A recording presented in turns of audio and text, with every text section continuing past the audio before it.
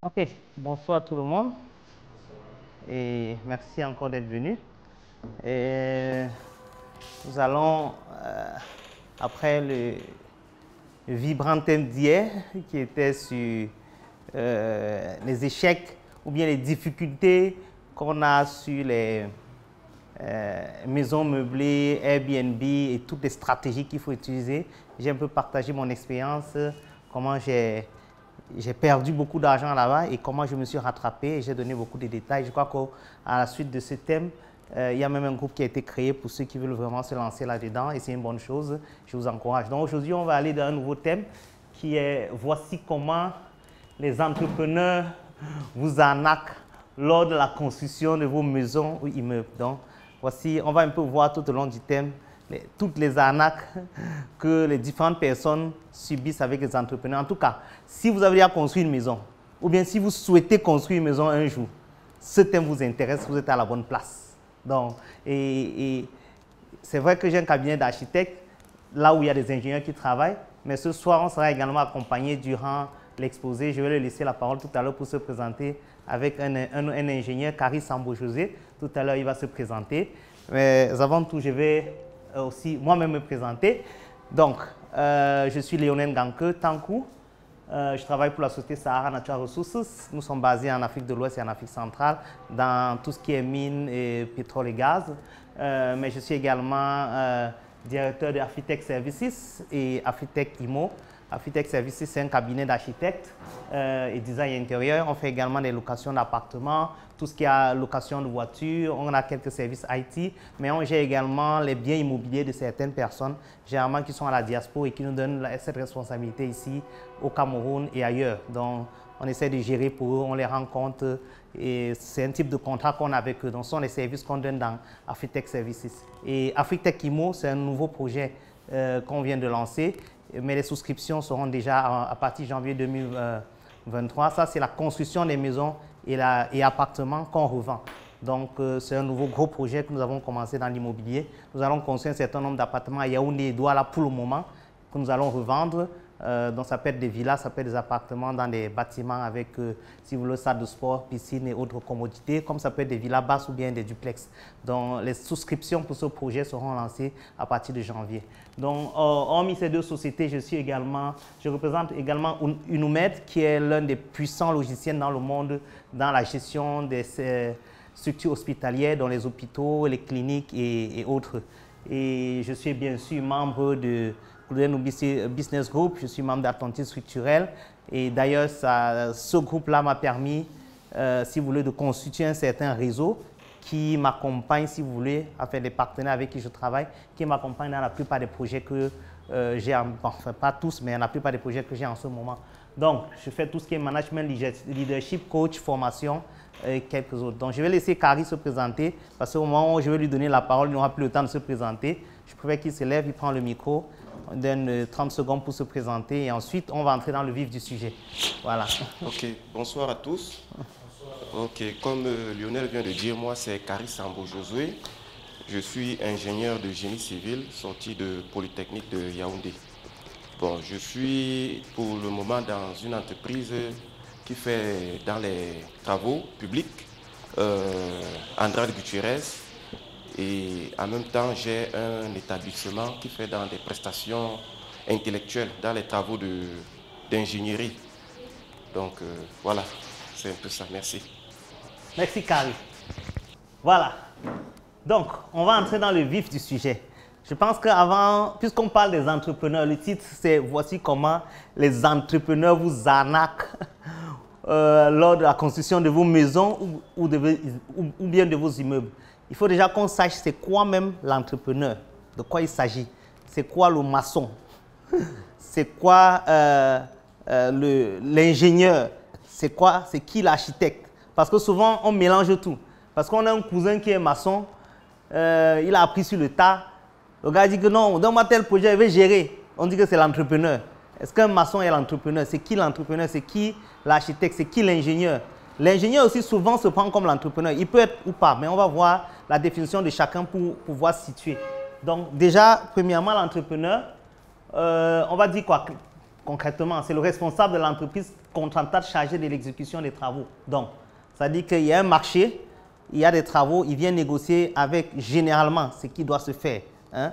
C'est avec le maître d'ouvrage et le maître d'œuvre. Donc l'architecte et celui qui a le projet, il contacte le marché avec ces deux dans le cas du privé. Dans le cas du public, c'est un appel d'offres. L'entrepreneur peut venir soumissionner pour un appel d'offres public auquel on a publié un certain nombre de choses. Donc l'entrepreneur, normalement, il a sa structure. Et dans sa structure, en tant qu'entrepreneur, il peut avoir des ingénieurs, il peut avoir des maçons, il peut avoir des ouvriers, un certain nombre de compétences. Lui-même, il n'est pas obligé, il peut être entrepreneur, mais lui-même n'est même pas technicien. Donc, c'est lui l'entrepreneur et c'est lui qui dirige tous les travaux. Donc, voilà, c'est un peu lui la tête de l'entreprise. Donc, c'est une structure qui est chargée de l'exécution d'un certain nombre de travaux. Okay? Donc, il est chargé de conduire l'exécution des travaux conformément au plan architecturaux qu'on lui a donné. Ce n'est pas lui qui est chargé de faire les plans. Parce que dans beaucoup de cas, c'est l'entrepreneur qui fait les plans. Donc, on va entrer dans les détails plus tard dans l'ANAC. La première ANAC, c'est que vous laissez l'entrepreneur vous faire les plans. Ça ne doit pas être le cas. Parce que tu ne peux pas être juge et partie. Si c'est moi qui fais les plans, c'est moi qui construis en même temps, c'est moi qui fais le suivi. Donc, à quel niveau, toi qui es client, tu peux me contrôler? Il n'y a aucun niveau de contrôle. C'est parce que c'est votre cousin ou bien votre frère ou bien l'ami de votre papa. Généralement, c'est ça. C'est à lui qu'on donne le marché. Soit par connaissance ou bien c'est lui qui avait construit. OK. Et généralement, c'est l'entrepreneur qui dit au client que non, tu n'as pas besoin de voir l'architecte. Moi-même, je vais te faire les plans. Mais est-ce qu'il est compétent pour le faire? Parce que ce n'est pas parce qu'il a travaillé sur 10 autres maisons ou 100 autres maisons qu'il est compétent pour le faire. Il y a beaucoup d'autres paramètres qui entrent en jeu dans la construction d'une maison et qu'on va voir pour voir à quel niveau l'entrepreneur vous arnaque lorsqu'il vous dit déjà que vous n'avez pas besoin de l'architecte. C'est la première arnaque. Il ne doit pas le faire, il ne doit pas le dire parce que vous avez besoin d'un architecte plus tard. Et on va voir le rôle de l'architecte. On va voir la différence de leur rôle. Donc, il est censé de conduire l'exécution des travaux, coordonner une équipe de travail pour assurer la qualité et le respect des délais. Donc, il a toute une équipe qui coordonne, ainsi de suite. Produire des rapports fréquents à l'architecte sur l'évolution du chantier. Pas, on n'a pas dit ici au client, hein, à l'architecte. Et c'est bien précisé. Pourquoi à l'architecte? Parce que l'architecte, avec son équipe, peut évaluer ce qu'il fait. Toi qui lui as donné un marché, tu dis, OK, construis-moi une maison. Comme hier, j'étais sur un chantier, quelqu'un il a fait un devis, OK, on lui a donné un entrepreneur. On dit, construis-moi, on veut juste faire une petite chambre. Il dit, je veux 18 sacs de ciment. Toi, tu sais qu'il veut ça, pourquoi? Tu ne peux pas évaluer, tu peux pas dire que non, OK, 18 c'est quand même beaucoup. Donc, vas-y sur 14 sacs. Sur quelle base? Toi, tu es un client, même si tu dis que tu as déjà fait des maisons, tu as déjà construit plusieurs maisons, mais toi, tu es le client final. Tu n'as pas tous les détails de la construction. Donc, c'est l'architecte avec son équipe qui sont censés évaluer ou bien catégoriser ou bien dire si ce que lui dit là, on a réellement besoin ou pas. Et c'est même à eux-mêmes de définir ce dont on a besoin. C'est même pas à l'entrepreneur. Donc ça, c'est la deuxième arnaque dans laquelle les clients tombent. Donc, il laisse l'entrepreneur définir ce dont il a besoin. C'est à l'architecte et son équipe de définir ce dont vous avez besoin. Et l'ingénieur va peut-être, en fait, l'entrepreneur va peut-être produire un devis. Il va peut-être donner ses prix par rapport à ce dont on a besoin. Et là, on est sûr qu'on contrôle l'évolution du chantier comme on veut. Donc, c'est un peu ça ce que l'entrepreneur doit faire. Donc, il doit produire des rapports fréquents à l'architecte sur l'évolution du chantier. Donc, autre chose, on peut voir qui est l'ingénieur. Il existe différents types d'ingénieurs en fonction des domaines, bien sûr. On ne parle pas ici d'ingénieur informatique ou bien ingénieur hydraulique. On est dans le domaine du génie civil. Donc, c'est un ingénieur génie civil qui se réfère à la construction, bien sûr. C'est l'acteur chargé des études techniques, des calculs de structure du bâtiment. Donc il fait tout ce qui est études techniques et calculs structurels du bâtiment. Ce n'est pas non plus lui l'entrepreneur. Il faut faire la différence. Ce n'est pas lui, ce n'est pas l'ingénieur qui est entrepreneur. Lui également, il a un rôle à jouer, mais souvent aussi certains ingénieurs se substituent et devienne l'architecte du projet. Parce qu'il travaille en collaboration avec l'architecte et qu'il a travaillé sur plusieurs plans. Très souvent, quand quelqu'un a un cousin qui est ingénieur, c'est lui qui fait les plans. Mais il y a des étapes, il y a des choses qu'il va forcément négliger ou bien qu'il ne va pas prendre en considération. Parce que vous ne pouvez pas me dire quelqu'un qui a fait études d'architecture, avant c'était même 6 ans, à l'IAMO, en fait l'école principale d'architecture pour le moment bien reconnue en Afrique centrale, c'est celui de Togo, mais je crois que Polytech a une filière déjà, architecture, hein? Pas encore. Mais je crois que le Sénégal a une école, il y a quelques pays africains qui ont une école, mais la plupart des architectes formés dans la sous-région, en tout cas en Afrique centrale et en Afrique de l'Ouest, se forment au Togo. À l'IAMO, c'est l'école sous-régionale d'architecture dans laquelle la plupart de nos pays sont affiliés. Quelques pays ont maintenant des écoles d'architectes dans certaines écoles privées, mais ils sont allés faire 5 ans d'études. L'ingénieur peut aussi faire 5 ans d'études. Et tu crois que les 5 ans d'études d'architecte, si vraiment son rôle est inutile, pourquoi il a besoin de faire 5 ans d'études? Ou bien vous croyez que pendant 5 ans, il fait des conneries et l'ingénieur peut venir se substituer à lui. Ça, ce n'est pas pour rien. S'il a fait 5 ans, ça a son rôle. Si l'ingénieur a fait ses 5 ans, ça a son rôle. Quelque part, il travaille ensemble, il se retrouve à un certain niveau, mais tu ne peux pas venir dire que l'ingénieur va faire le travail de l'architecte. Ça ne peut pas fonctionner. Et on va voir beaucoup de... Tout au long de la présentation, on va voir les erreurs et les grosses erreurs qui vont s'immiscer dans votre travail si vous faites confiance totalement à un ingénieur et vous laissez l'architecte, ou bien si vous travaillez avec un architecte sans travailler avec l'ingénieur, ainsi de suite. Parce que les deux se complètent, ils ont besoin de travailler ensemble. Donc c'est lui qui fait, comme je disais, l'étude technique, les différents calculs de structure du bâtiment, donc l'étude d'intégrité structurelle du bâtiment. Il y interprète les rapports d'études de sol faits par le géotechnicien. Donc il fait les calculs de structure en fonction du type de sol, de la taille du bâtiment et de la tête du bâtiment. Il produit les notes de calcul. Dans la procédure de permis de construire, l'ingénieur, en fonction des pays, bien sûr, il signe les plans techniques qu'il a produits pour la demande du permis. Donc il y a dans certains pays, lorsque vous faites la demande du permis de bâtir, normalement c'est l'architecte c'est un cabinet d'architecture qui fait le dossier, mais il y a une partie technique dont l'ingénieur qui doit normalement être dans l'ordre doit signer. Je ne sais pas si c'est le cas au Cameroun aussi. Donc c'est le cas dans la plupart des pays de l'Afrique, de la sous-région. L'ingénieur doit être dans l'ordre, il doit signer. L'architecte aussi doit être dans l'ordre des architectes pour signer, pour faire la demande du permis de bâtir, ainsi de suite. Donc ce sont un peu les tâches de l'ingénieur. Peut-être qu'arrive à compléter, il y a autre chose que tu... Non, je pense que tu as tout dit. Hein, tu as tout dit. En fait, l'ingénieur et l'architecte travaillent en collaboration. C'est comme on dit souvent, le client a un rêve et c'est l'architecte qui définit son rêve sur un papier et l'ingénieur à travers ses calculs essaie de voir si ce rêve est réalisable. Donc un peu c'est ce travail-là que nous faisons en duo entre l'architecte et l'ingénieur. Donc c'est un peu ce que vous avez dit. Et on va définir un autre truc ici. L'ingénieur, en principe, l'architecte dans son équipe travaille avec un ingénieur. L'entrepreneur aussi doit avoir son ingénieur. Ça ne dérange pas. L'entrepreneur doit avoir son ingénieur parce qu'il doit pouvoir lire les travaux que l'architecte lui a donnés. Donc quand l'architecte travaille avec son ingénieur pour produire un certain nombre de travaux, des plans ainsi de suite, il remet à l'entrepreneur. L'entrepreneur doit avoir son ingénieur pour pouvoir lire ce qu'on lui demande de faire et faire. Et normalement, il ne doit pas avoir de relation d'amitié entre l'architecte et l'entrepreneur. Il ne doit pas être des amis. Parce qu'une fois qu'ils sont des amis, ça devient la même chose en fait. Il y aura, en fait, les deux sont encore, ils peuvent s'entendre et tromper le client final. C'est pourquoi l'architecte, en principe, il travaille avec son ingénieur et ils sont avec le client. C'est une partie. L'autre partie, c'est l'entrepreneur, son ingénieur et son équipe. C'est maçon. Bon, on va dire quoi? Toute son équipe, ça peut être les maçons, les plombiers et tout ça. J'ai quand même pris la peine de définir maçon. Ce sont les exécutants. Bon, je n'ai pas défini ce qui est qu'un plombier, un électricien. Tout ça sont les exécutants, normalement, qui travaillent avec l'entrepreneur. Hein, c'est très important. Donc, c'est vrai que beaucoup de maçons se sont aujourd'hui érigés en entrepreneurs. Parce qu'à force de travailler sur le terrain, à force de construire, de réaliser, certains ne sont même pas allés à l'école de ça, ils ont appris sur le terrain, ça, ce n'est pas un problème. Maintenant, directement, ils deviennent aussi un peu patrons à leur niveau. On te dit, ah, est-ce que tu peux faire 2 chambres salon? Oh, oui, nous, j'ai déjà fait ça là-bas. Tu nous produis un devis, ils sont un devis. Donc, en même temps, il devient l'entrepreneur, donc c'est lui qui devient celui qui est chargé de réaliser les travaux. En même temps, donc, voilà le maçon qui se prend. Et plus il le fait à un moment donné, on dit, mais on n'a pas encore les plans. Non, non, même les plans, je peux faire. Donc, souvent, le maçon même se retrouve à la place de l'architecte. parce que c'est votre cousin, parce que c'est votre frère ou votre oncle, il n'a fait aucune étude, il ne connaît même pas ce que c'est que le nord et le sud. Donc si tu places le maçon là, tu lui dis que le nord est où? Il ne peut pas te dire. Tu dis que le soleil se lève où? Il ne peut pas te dire. Pourquoi c'est important? L'architecte a besoin de ça. Quand il fait son plan, il tient compte de tous ces détails. Il tient compte de la circulation de l'air. Le maçon ne tient compte de rien. Il ne peut pas te dire où le soleil se lève. Bon, à peine, peut-être s'il voit le soleil. Mais si tu dis où le nord, il ne peut pas. Où le sud, il ne connaît pas. Comment le vent circule, il ne connaît pas. Mais il te fait le plan, tu acceptes quand même. Parce qu'il a déjà construit 10 maisons. Donc il va prendre une copie d'un plan quelque part, venir répliquer pour toi. C'est la même chose que certains entrepreneurs font.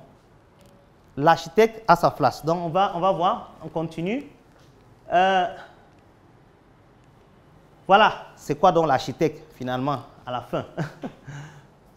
C'est le tout premier intervenant dans l'acquisition de votre parcelle, bien qu'il soit en principe à mesure de vous conseiller sur le choix du terrain en fonction du projet à réaliser. Donc, normalement, dès que vous voulez réaliser un rêve, comme Carrie le disait, c'est l'architecte qui vous permet de réaliser le rêve. Donc, dès le début, c'est avec lui que vous discutez. Souvent même avant même l'achat du terrain. Parce qu'il peut même vous conseiller pour vous dire que si c'est ça que tu veux réaliser ici, là, c'est pas bon. Parce que normalement, l'architecte souvent prend le plan d'urbanisme aussi. Il se dit, ah, si le client n'a pas le temps de le faire, l'architecte peut le faire pour lui. Pour dire, dans cette zone-ci, il n'est pas prévu ça ici. Tu veux mettre un hôtel ici, en principe, pour les pays qui sont assez avancés, il y a des plans d'urbanisation d'un certain nombre de zones. Il peut regarder. Et même s'il n'y a pas de plan d'urbanisation, il peut vous recommander que si tu veux mettre un hôtel ici, là, je ne te recommande pas parce que l'environnement n'est pas bon. Donc, dès le début, l'architecte, ou bien la taille du terrain que tu veux, il te dit ah, que je n'ai même pas besoin de faire un design. Je n'ai même pas besoin de faire quoi que ce soit. Quand je vois qu'il y a le terrain là, on ne peut pas faire ton hôpital là-bas. Il faut laisser ça tomber. Allons ailleurs. Donc, dès le début, l'architecte peut vous conseiller dans l'acquisition du terrain et dans la suite. Donc, il donne des conseils quant à l'exploitation que vous voulez faire par rapport au terrain. C'est ce que je disais. Il s'assure que votre projet est en adéquation avec la planification stratégique de la ville. Ça, c'est son rôle. Il fait la conception de votre projet et assure le suivi et la réalisation. Il vous accompagne dans les procédures d'obtention du permis de construire et autres démarches administratives. Il coordonne le projet de manière générale avec les autres acteurs. Donc, en fait, c'est le maître d'œuvre du projet. C'est comme ça qu'on l'appelle maître d'œuvre. La personne, en fait, qui vous donne, c'est-à-dire le client final qui donne le projet, c'est le maître d'ouvrage. Celui qui réalise, c'est le maître d'œuvre. En fait, c'est l'architecte qui, normalement, vous remet les clés de la maison. Ce n'est pas l'entrepreneur, ce n'est pas le maçon. C'est l'architecte, en fait, qui réalise tout le projet et vous donne. Ça dit que même s'il y a un problème, c'est-à-dire vous avez une maison, vous avez un chantier, une maison que vous avez lancée, il y a quelque chose qui n'a pas été bien fait. Vous ne devez pas vous adresser à l'entrepreneur, ni au maçon. C'est votre architecte que vous appelez. Vous dites que sur le plan ou bien ce qu'on avait convenu, il n'y avait pas ça. Comment ça se fait que c'est là? Ou bien il y avait ça, et je ne vois pas où ça se trouve. C'est ce qu'on appelle le maître d'œuvre. C'est lui qui coordonne tout le projet jusqu'à la fin et c'est lui qui est censé vous remettre les clés. Oui. Je n'ai pas bien compris ce qu'est l'entrepreneur. Ok, l'entrepreneur, comme j'ai dit, c'est lui qui est en fait chargé d'exécuter les travaux. C'est-à-dire qu'une fois que l'architecte finit de faire les plans, on va voir les étapes, il finit de faire les plans, il rédige les devis, le cahier de charges, ainsi de suite. L'entrepreneur est celui qui va exécuter. L'architecte n'exécute pas. Il fait la conception, il fait le suivi, ok, mais il n'exécute pas. Ce n'est pas l'architecte qui va prendre son équipe de techniciens ou bien de maçons pour venir dire que, gars, mettez-moi la fondation ici. Ce n'est pas l'architecte. Quand il a fini de concevoir, il va faire un cahier de charges et les entrepreneurs vont soumissionner. Donc, c'est comme des sociétés. Les entrepreneurs, c'est comme une société. Ils vont soumissionner pour venir dire, OK, vous voulez réaliser telle maison, 2 chambres, salon, moi, je peux réaliser. Donc, l'architecte établit un cahier de charges. Chaque entrepreneur va maintenant venir. Tu peux avoir 2, 3, 4 entrepreneurs. Chacun va venir donner son devis, ses prix. Maintenant, c'est l'architecte et le client qui peuvent s'asseoir et délibérer. Dire, OK, on va choisir, on va travailler avec celui-ci. Même si, et je le dis clairement, même si vous avez votre cousin qui est entrepreneur, qu'il soumissionne comme les autres, au moins ça vous permet de comparer le prix que lui vous donne avec le prix que les autres ont donné. Parce que très souvent, comment ça se passe? Quelqu'un veut construire une maison, il a un cousin ou bien un oncle qui est entrepreneur ou bien qui est maçon ou bien qui est ingénieur. Il lui donne le titre que donne-moi un devis, donne-moi un plan. Donc son cousin ou bien son oncle lui donne un devis. Sur quelle base toi tu analyses ce devis? Que non, c'est mon cousin, tu lui fais confiance. Ok, même si tu lui fais confiance, donne à l'architecte, il conçoit. Quand l'architecte lance l'appel d'offres ou bien quand les entrepreneurs soumissionnent, tu demandes à ton cousin de soumissionner ou bien ton oncle. Quand tous vont donc soumissionner, chacun à son tour, tu peux donc comparer. Même si tu veux travailler avec ton cousin, moi je dis souvent aux clients, ça dit, il te dit, c'est vrai que c'est toi comme mon architecte, mais je veux travailler, mon cousin est entrepreneur, je ne vais pas donner le marché à une autre personne. Il dit qu'il n'y a pas de problème. On va donner le marché à ton cousin. Mais juste pour aider ton cousin ou bien pour l'orienter, pour qu'il ne facture pas au-delà de la normale, on va demander quand même à 3 entrepreneurs, 3 entreprises de soumissionner. Donc les entreprises soumissionnent. Si par exemple, pour un 3 chambres salon, je prends un exemple, on est à 18 millions, parce que nous, l'architecte et son équipe donnent déjà une estimation. Supposons que l'estimation c'est à 18 millions. On a un premier devis d'un premier entrepreneur X, A, qui sera peut-être à 25 millions. On a le devis de votre cousin, qui est l'entrepreneur B, qui sera par exemple à 45 millions. On a un devis d'un troisième qui est à 35 millions. Notre estimation était à 18 millions. Le premier entrepreneur a donné 25. Le deuxième donne 35. Le troisième qui est votre cousin donne 45 millions. Pour une maison qu'on voulait, où les gens, l'estimation et les autres sont à 25 millions, vous voyez qu'il y a un problème. Nous, on va appeler votre cousin là pour dire que c'est vrai qu'on veut te donner le marché. Mais toi-même, on dit que toi-même, regarde, on est à 25 millions, toi tu es à 45 millions, frère. C'est seulement les sacs de ciment de... C'était où là? C'est de quel stade là? Olembe. C'est le prix des sacs de ciment d'Olembe que tu as mis seulement ici, ou bien tu vas chercher ton sable à Douala avant de venir construire à Yaoundé. Donc, en fonction de ça, en fonction du coût que l'entrepreneur donne, par rapport aux autres, on peut donc évaluer et donner au bon entrepreneur. C'est pourquoi c'est important de consulter plusieurs entrepreneurs, même si c'est une chambre. Même si c'est une chambre. Parce que hier, on voulait faire une chambre et je veux peut-être même partager le devis avec vous. Un premier entrepreneur à 1,3 million, un autre entrepreneur à 2,5 millions. C'est une petite chambre qu'on veut mettre. Tu vas dire que non, c'est un petit travail, on n'a pas besoin d'un architecte. Même pour le suivi de ça, moi je vous recommande de prendre une chambre. Parce que les différences de prix là, c'est terrible. Et la plupart de ceux qui ont construit peuvent confirmer. Chaque fois que tu as confié ton projet à un entrepreneur, les imprévus sont terribles. Tu ne peux pas finir le projet avec ce qu'il t'a donné au départ. Ce n'est même pas possible. Débrouille-toi comme tu veux. Il y aura des imprévus qui, si tu t'amuses, souvent même vont au double du prix du départ. Quand on dit imprévu, ce n'est pas 5%. Hein. C'est des gros imprévus. Pas possible. Pour pallier à ça, est-ce que quand on te donne la facture, tu ne vas pas poser avec lui en disant qu'il y a l'imprévu, qu'on fait dans la normalité, on met les imprévus dans la facture totale? Le problème, c'est que tu donnes le travail à quelqu'un qui n'est même pas censé d'abord le faire. Ce n'est pas à lui de faire ce devis-là. Le cahier de charges, ce que j'appelle cahier de charges, doit être fait par l'architecte. C'est l'architecte qui rêve ton projet, c'est lui qui connaît tout ce dont tu as besoin. C'est lui qui est censé s'asseoir et dire, OK, ici on a besoin de ça, ça, ça, ça. Ce n'est pas à l'entrepreneur de venir définir ce dont tu as besoin. Le problème avec les architectes, c'est qu'ils ont souvent des honoraires extraordinaires. Qui, des fois, même l'argent que tu lui donnes seulement pour le consulter, pour qu'il commence à te faire les plans, c'est l'argent qui te construit une maison. OK. C'est l'erreur, en fait, que les gens se sont mis dans la tête. Et ils pensent donc qu'en économisant comme ça, ils gagnent. Je vais prendre un exemple simple avant qu'on va arriver dans les détails. On va arriver. Tu prends un bâtiment de 2 chambres salon. Je prends un exemple simple. Hein, 2 chambres salon qui peut coûter à la réalisation 15 millions avec les finitions. OK? 15 millions. Tu vas à un entrepreneur direct. Lui, il te dit que non, tu n'as pas besoin d'architecte. Moi, il te fait les plans. Il te fait tout. Il te convainc. Il te dit, OK, pour la fondation du bâtiment, là, OK, il te dit, j'ai besoin de 200 sacs de ciment pour faire la fondation. Toi, tu es trésorier à la poste centrale. Qu'est-ce que tu connais si on a besoin de 200 sacs de ciment ou pas pour une fondation? Sur quelle base tu analyses? Donc, si pour la même fondation, il faut 150 sacs, OK? Et il t'a dit 200 sacs. Donc, il t'a déjà volé combien de sacs? 50 sacs. La valeur de 50 sacs, ce n'est pas ce que tu devais donner à l'architecte pour contrôler ça.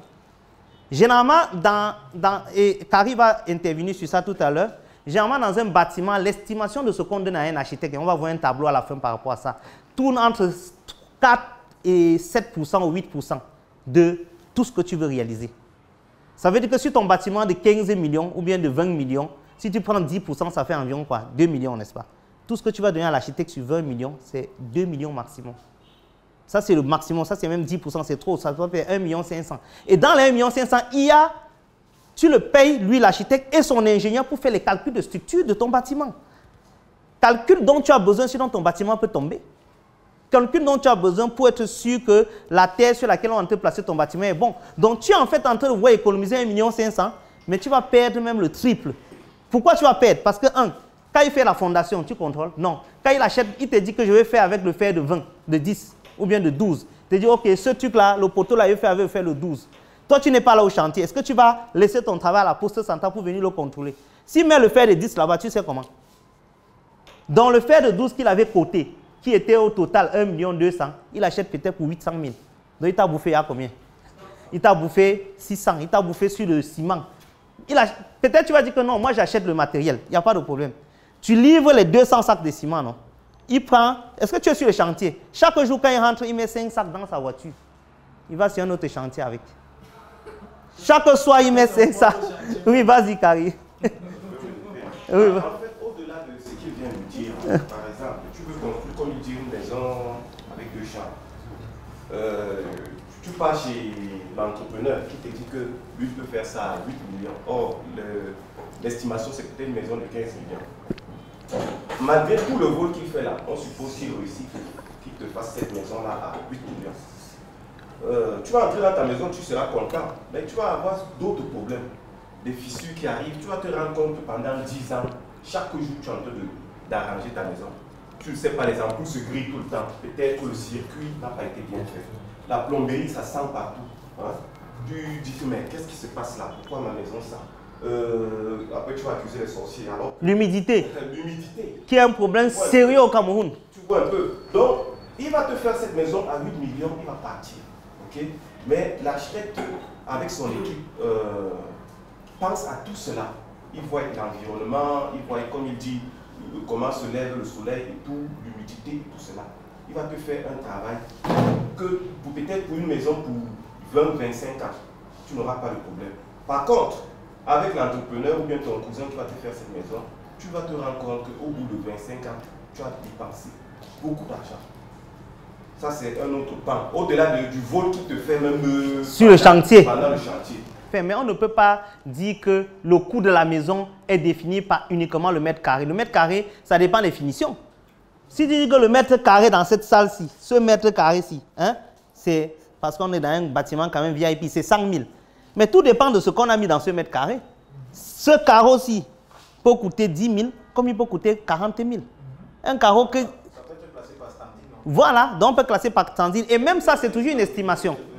Même ça, c'est une estimation. Pour avoir un devis détaillé, et on va voir ça aussi à la fin, c'est l'architecte en fait qui te définit un devis détaillé avec son équipe. Quand il dit l'architecte, lui seul ne peut pas. Derrière l'architecte, il y a un ingénieur. Il y a un ingénieur de plomberie, il y a un ingénieur électricité, il y a un ingénieur air condition, climatisation. Il a toute une équipe avec laquelle il travaille pour réaliser tous les plans de ton bâtiment de bout en bout. Et quand il finit ça, c'est là, quand il va rédiger son cahier de charges, il va faire un devis. Donc c'est lui qui définit, même le devis quantitatif, c'est lui qui le fait. Ce n'est pas l'entrepreneur. Beaucoup de gens se trompent, ils se disent que c'est l'entrepreneur qui le fait. Ce n'est pas l'entrepreneur qui doit te faire, et ça j'insiste, ce n'est pas l'entrepreneur qui fait le devis quantitatif de ton projet. Ta maison, c'est 3 chambres, salon, même c'est un immeuble, si tu veux. Ce n'est pas l'entrepreneur de dire qu'ok, pour ta fondation, on aura besoin de... Ce n'est pas à lui, c'est à l'architecte, c'est à son équipe. Il définit ça, il donne le cahier de charges là donc à un entrepreneur ou bien à plusieurs entrepreneurs. Les gars soumissionnent. Ils mettent leur prix du matériel, ils mettent leur prix de la main-d'œuvre. Là, tu peux évaluer. Là, tu peux comparer des entrepreneurs. Mais si tu prends deux entrepreneurs au hasard, tu prends ton cousin, tu dis, gars, je vais faire mes 2 chambres salon, fais-moi un devis. Le gars te griffonne des trucs qui viennent te dire que c'est 8 500 000. Tu prends un autre entrepreneur, tu dis, gars, fais-moi un devis. Il te donne un devis, c'est 14 millions. Comment tu peux comparer les deux? Sur quelle base tu compares les deux? Puisque chacun met ses quantitatifs. Lui, il te dit que je vais utiliser le fer de 12. L'autre te dit que je vais utiliser le fer de 14. Tu ne peux pas. C'est l'architecte en fait qui doit être au milieu pour te dire pour ce que tu veux faire, pour le type de maison que tu veux faire, ou bien pour le type de structure, ou bien l'endroit où tu veux construire, vaut mieux mettre ceci. Ça, c'est la première chose. Ensuite, lors de la réalisation, c'est lui qui va faire le suivi. Parce qu'il ne s'agit pas de venir dire que je veux des carreaux d'Italie, ou bien des carreaux de Focou, ou bien des carreaux d'Espagne. Après, quand on livre, il faut qu'ils viennent vérifier que le carreau qu'on a livré là, c'est ce qu'on avait mis dans le devis. C'est ce qu'on a mis dans la 3D qu'on vous a donné. C'est de ça qu'il s'agit. Donc, l'économie que tu veux faire en bypassant l'architecte, tu le payes comme Carrie le disait. 1, lors de la construction même. 2, tu le payes sur des années. Et ce qui est choquant, et je veux le dire clairement, c'est surtout les gars de la diaspora qui ont ce problème-là. Ils sont à l'étranger, hein, ils voient les finitions qu'ils ont chez eux. C'est vraiment génial. Super. Quand ils veulent construire au Cameroun, ici, là-bas chez eux, c'est génial. Hein. Ils savent que pour construire là-bas en Europe, on contacte un architecte. On passe par toutes les étapes que je suis en train de dire là. Mais quand ils veulent construire au Cameroun, ils appellent leur cousin, leur oncle. Quand tu leur donnes un devis, ils commencent à crier au hasard. Après, quand tu leur donnes des conneries, ils pleurent que non, tout ce qu'on fait au pays est médiocre, mais ils ne veulent pas payer. Ils ne sont pas prêts à payer pour la qualité, mais ils veulent la qualité. C'est-à-dire que tu n'es pas prêt à payer pour quelque chose. C'est-à-dire, il y a un ami qui me disait la dernière fois, il y a une femme qui l'a contacté de l'étranger. Elle lui dit, ok, vraiment, j'ai déjà contacté 2 personnes, ils m'ont déçu, j'ai même dû annuler le projet à cause d'eux, parce que vraiment c'était cher, ils font du mauvais travail et tout. Donc, fais-moi une étude, fais-moi un plan et tout ça. Donc, en fait, elle veut construire directement. Le gars lui dit que, bon, avant de construire, il faut quand même faire une étude. Que non, on n'a pas besoin de tout ça, j'ai déjà les plans. Donc, toi, tu vas prendre tes plans à toi. Tu vas donner à un architecte, tu veux le forcer à réaliser ça. Ça ne fonctionne.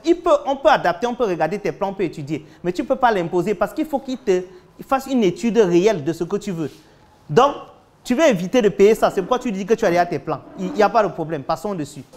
Maintenant, le gars lui dit qu'il va faire une étude du terrain, une étude structurelle du bâtiment qu'elle veut faire, ainsi de suite.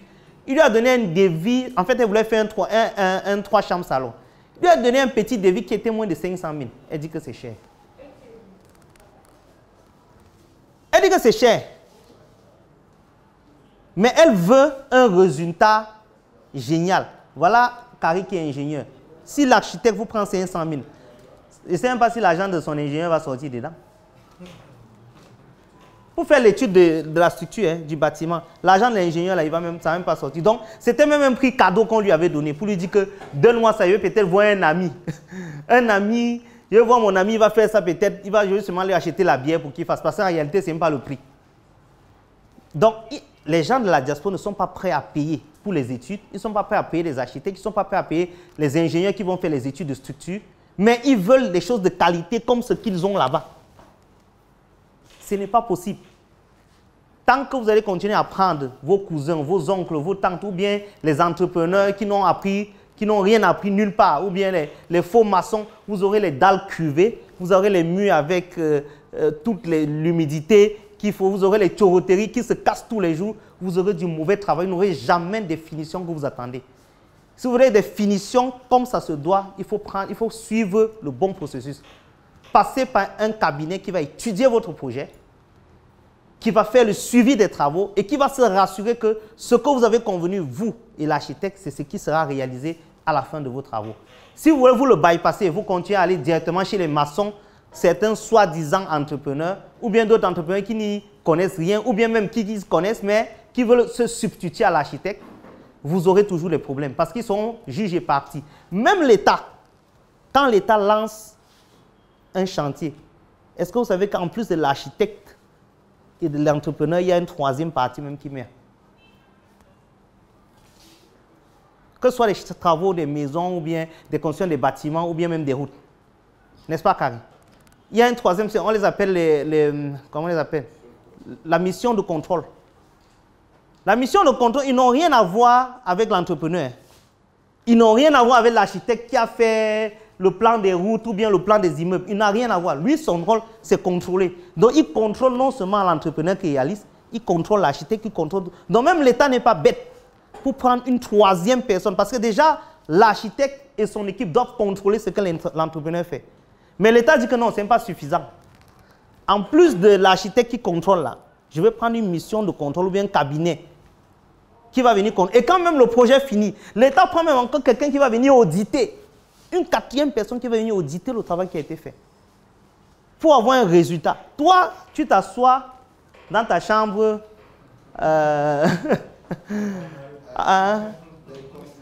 Comme disait Malo à Bamaru ou bien à Soir. En Angleterre, tu t'assois dans ta chambre en Allemagne ou bien dans ton salon en Belgique. Tu vois comment ta maison est clean, des carreaux propres, le mur blanc, clair, les finitions vraiment géniales. Tu veux le même résultat avec ton oncle, sans passer par des études proprement faites, sans passer par les étapes qu'il faut. Ce n'est pas possible. Tu vas forcément te planter quelque part.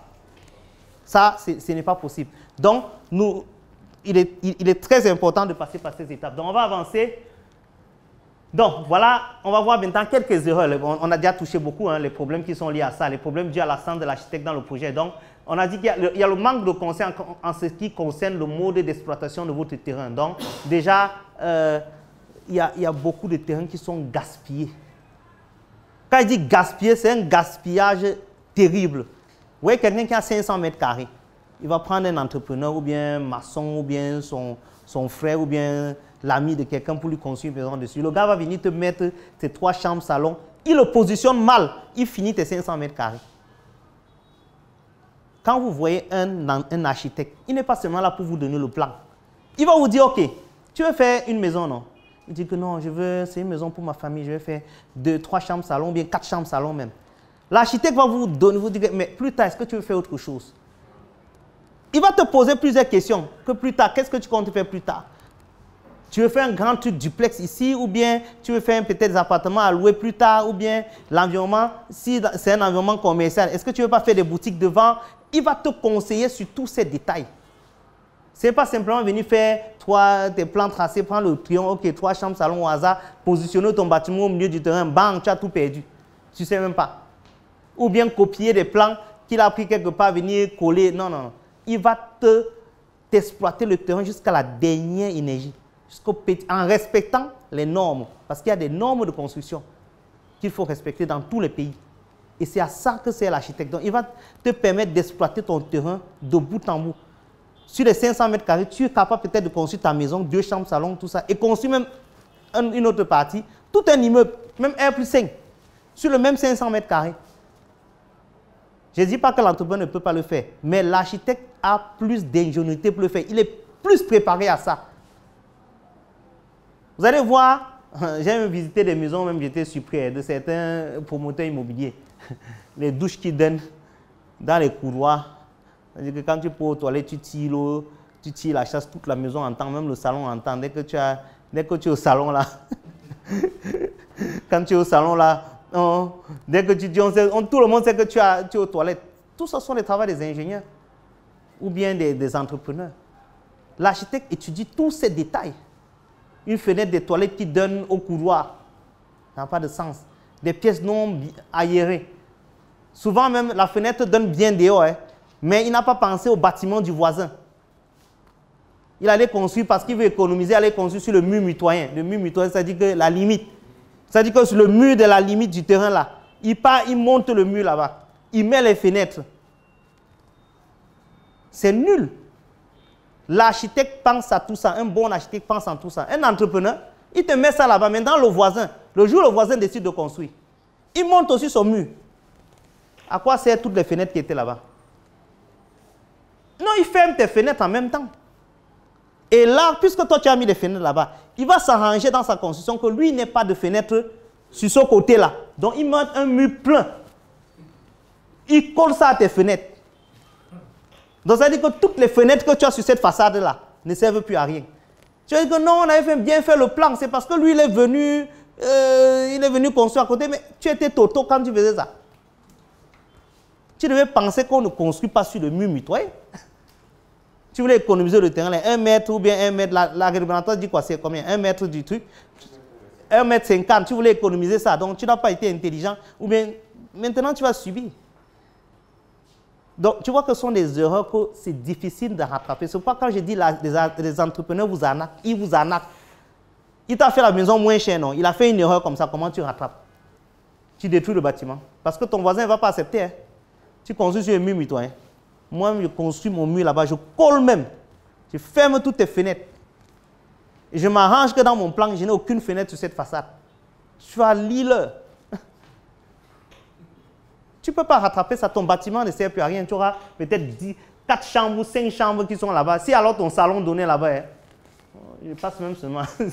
Si la fenêtre de ton salon c'était sur le mur là, tu es foutu. Donc, absence de visiter globale sur le projet dès le début, c'est ce que je disais. Donc, ça dit que l'architecte normalement pense avec toi tout le projet, depuis du début jusqu'à la fin. Les problèmes au niveau de la maîtrise du coût global et des frais annexes. Comme j'ai dit, quand vous travaillez en entrepreneur directement, il y a toujours des imprévus. Il y a beaucoup de choses auxquelles il ne pense pas.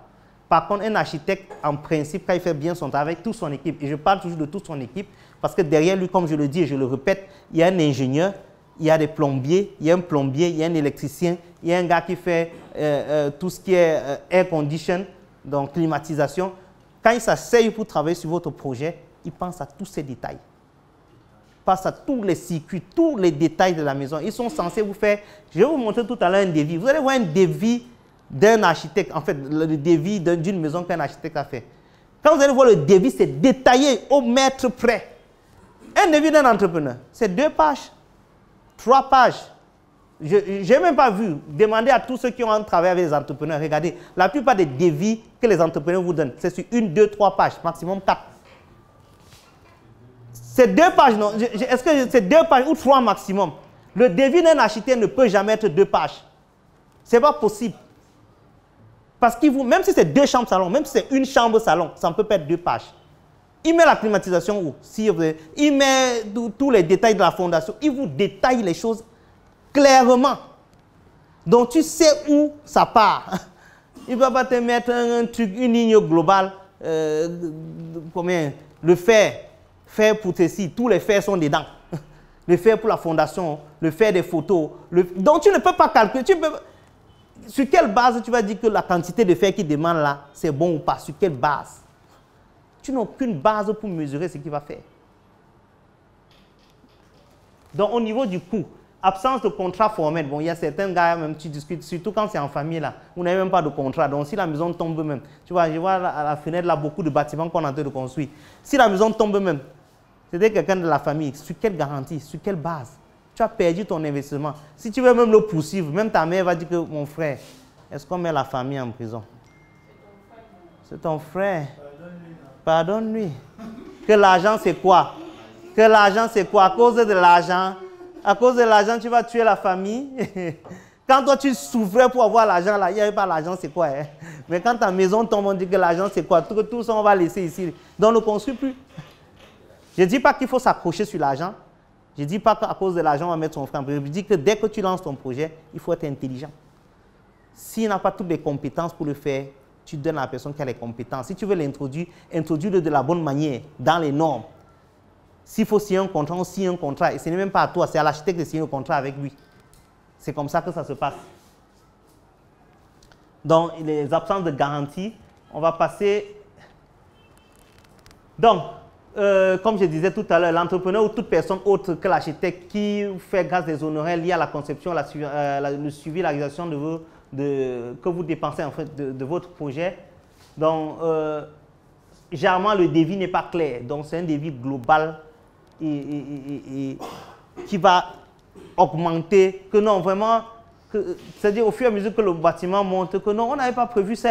Pendant qu'on faisait ça, finalement, on a réalisé que ici, là, ce n'est pas bon. Est-ce qu'on peut... Chaque fois, il revient vers vous pour les augmentations. Mais la plupart de ceux qui réalisent les bâtiments, si vous voyez, ils ont changé l'entrepreneur au moins une fois. Tous ceux qui sont allés directement chez un entrepreneur, la plupart du temps, ils changent d'entrepreneur au moins une fois. Il y a d'autres qui sont à 2 fois, 3 fois. Ils ont changé le gars qui a commencé. Généralement, ils commencent la maison avec quelqu'un. La personne qui finit la maison, là, c'est une autre personne. La plupart, demandez à ceux qui le font directement. Soit à cause du coût, soit à cause le gars ne réalise pas ce qu'il faut, soit à cause de la qualité du matériel livré, soit à la lenteur des travaux, soit à cause des imprévus. Le gars vient avec des imprévus farfelus, on ne sait même pas d'où ça vient. La plupart des gens qui commencent un bâtiment, ils commencent avec quelqu'un, ils finissent avec une autre personne. Parce que au moment où tu commences, tu ne connais pas, le gars te fait naviguer, non, que tu as seulement 4 millions. Oui, avec tes 5 millions là, on peut faire 2 chambres salon, non? On peut faire 2 chambres salon avec 5 millions. Parce qu'il veut le marché, non? Donc, puisqu'il veut le marché, quand tu viens le rencontrer, il te dit que quel est le budget que tu as. Tu dis que vraiment, pour les 2 chambres salon, tu dis que, ok, gars, on peut faire 2 chambres salon avec combien? Il te dit que non. Donc, l'entrepreneur, il te dit que non, avec 2 chambres salon, 10 millions. Il te dit autour de 10 millions, tu peux faire 2 chambres salon. Ou bien même 12 millions, il te dit au plus de 12 millions. Tu dis, c'est cher. Que, non, tu as combien, non? Tu as combien? Il te dit que j'ai 6 millions. Si 6 millions encore, il peut me battre. Il te dit que non, on peut faire. On peut quand même. 6 millions, on peut faire. C'est de l'arnaque. Au début, il te dit que 12 millions. Tu dis que tu n'as pas l'argent, que tu as 6-7 millions. Il te dit qu'avec 6 millions ou 7 millions, on peut faire ça. C'est de l'arnaque. Comment la bouteille qui coûte 1000 francs ou 500, tu me dis que tu as 300, il te dit que je peux quand même te vendre. Donc, il vend à perte. C'est de l'arnaque directe. Pourquoi? Parce qu'il s'est dit que non, on va réduire sur ça. C'est même pourquoi je t'avais dit, tu n'as même pas besoin de voir l'architecte. Moi-même, je vais faire des plans. 2 chambres salon. Nous-mêmes, on trace ici. On met une chambre ici, on met ici, on met le salon là-bas. Même la position de votre maison sur le terrain, il n'a aucune idée. Il le positionne comme il veut. Mais ça compte. Après, vous avez l'humidité. Après, vous avez un problème d'aération. Après, l'air ne passe pas. Tout ça, ce sont les détails que l'architecte étudie pour vous. C'est-à-dire que pourquoi je dis même 2 chambres salon, prenez un architecte. Même si c'est une chambre, prenez un architecte.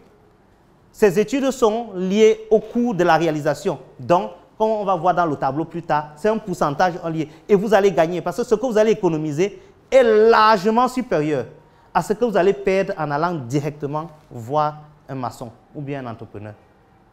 À long terme comme à court terme, même déjà dans la construction, dans la réalisation de votre bâtiment, ce que vous allez économiser est largement supérieur à ce que vous allez perdre en allant directement avec un entrepreneur. À tous les coups. Si les entrepreneurs viennent, ils me frappent après, je m'en fous, j'ai dit la vérité. C'est enregistré, on va mettre. C'est la vérité. Et un entrepreneur qui est honnête va vous le dire. Il doit travailler avec un architecte. C'est vrai que les entrepreneurs font beaucoup de publicité aujourd'hui dans beaucoup de groupes. Que vous voulez construire votre maison, venez vers moi. Eux-mêmes, ils savent que ce n'est pas la bonne formule parce que tu ne peux pas être juge et parti. Parce que quand tu fais un devis d'une maison en tant qu'entrepreneur à 25 millions, sur quelle base le client final peut analyser ce que tu fais? Puisqu'il ne connaît rien du bâtiment. Sur quelle base il va te dire, OK, j'ai besoin à ce niveau de telle quantité de fer? Sur quelle base il va te dire, OK, tu as mis dans ton devis que tu as besoin de 42 types de tôles? Sur quelle base il sait que 42 tôles vont suffire sur tes 2 chambres salon? Sur quelle base? Tu vas dire le mètre carré. Non, il y a des endroits où on utilise plus ou moins. Il n'est pas habilité à le faire. Donc, il faut quelqu'un au milieu qui va lui dire que moi, pour réaliser votre maison, vous avez besoin de 42 tôles. Et maintenant, il demande à l'entrepreneur, mets tes prix. Je veux tel type de tôle pour telle chose. C'est l'architecte qui le définit. L'entrepreneur met ses prix. Il met son prix de main-d'œuvre. Il met à combien il achète ça. Si on veut même, on achète pour lui. D'autres personnes, pour bypasser ça, vont me dire que, OK, laisse-moi tout ça, Lionel, laisse-moi tout ça. Moi, je vais acheter le matériel, ça ne change rien.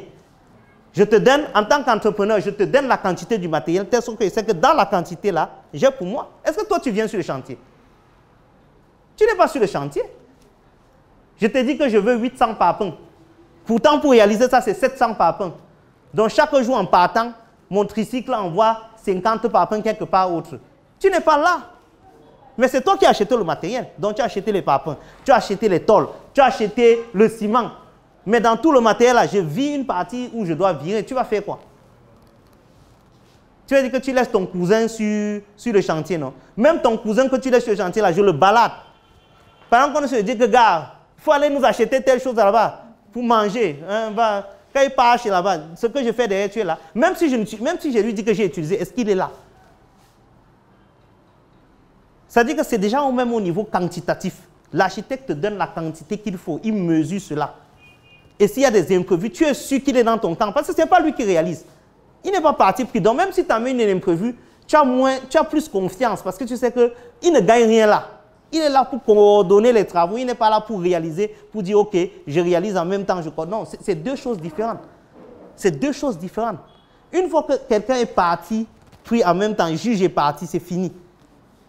Donc, c'est toujours bien, hein, tous les entrepreneurs qui font les publicités, c'est bien, mais au moment où vous voulez donner votre chantier, passez par un architecte. Si vous voulez travailler un entrepreneur en particulier, parce que vous voyez que lui fait des finitions extraordinaires, dites à l'architecte, je souhaite travailler avec tel entrepreneur, il n'y a pas de problème. L'architecte conçoit votre projet, il fait ses devis, on va voir les étapes tout à l'heure, il va donc consulter les entrepreneurs. L'entrepreneur que vous voulez là va soumissionner avec les autres et on va étudier sa soumission avec les autres et on peut comparer. Et là maintenant, même si vous voulez toujours travailler avec lui, on peut lui dire que gars, toi-même tu vois que ton devis est comme ça, les autres sont comme ça, comment tu fais? Et là, il peut revoir ses prix. Ça, c'est quelque chose que vous pouvez faire. Donc, l'entrepreneur programme et réalise le projet qui n'est pas normal, vu qu'il s'érige en juge et partie, ce qu'on parlait tout à l'heure, le coût du coup, personne d'autre ne garantit la qualité. Donc, effectivement, il y a une certaine qualité de qualité. Donc, si c'est lui le juge et partie, qui garantit la qualité de votre bâtiment? Qui garantit la qualité? Qui garantit le suivi? Donc, il faut que l'entrepreneur ne soit pas celui qui fait le suivi. Parce que quand l'architecte finit, parce que dans la tête des gens, l'architecte, c'est celui qui dessine et c'est fini. Non.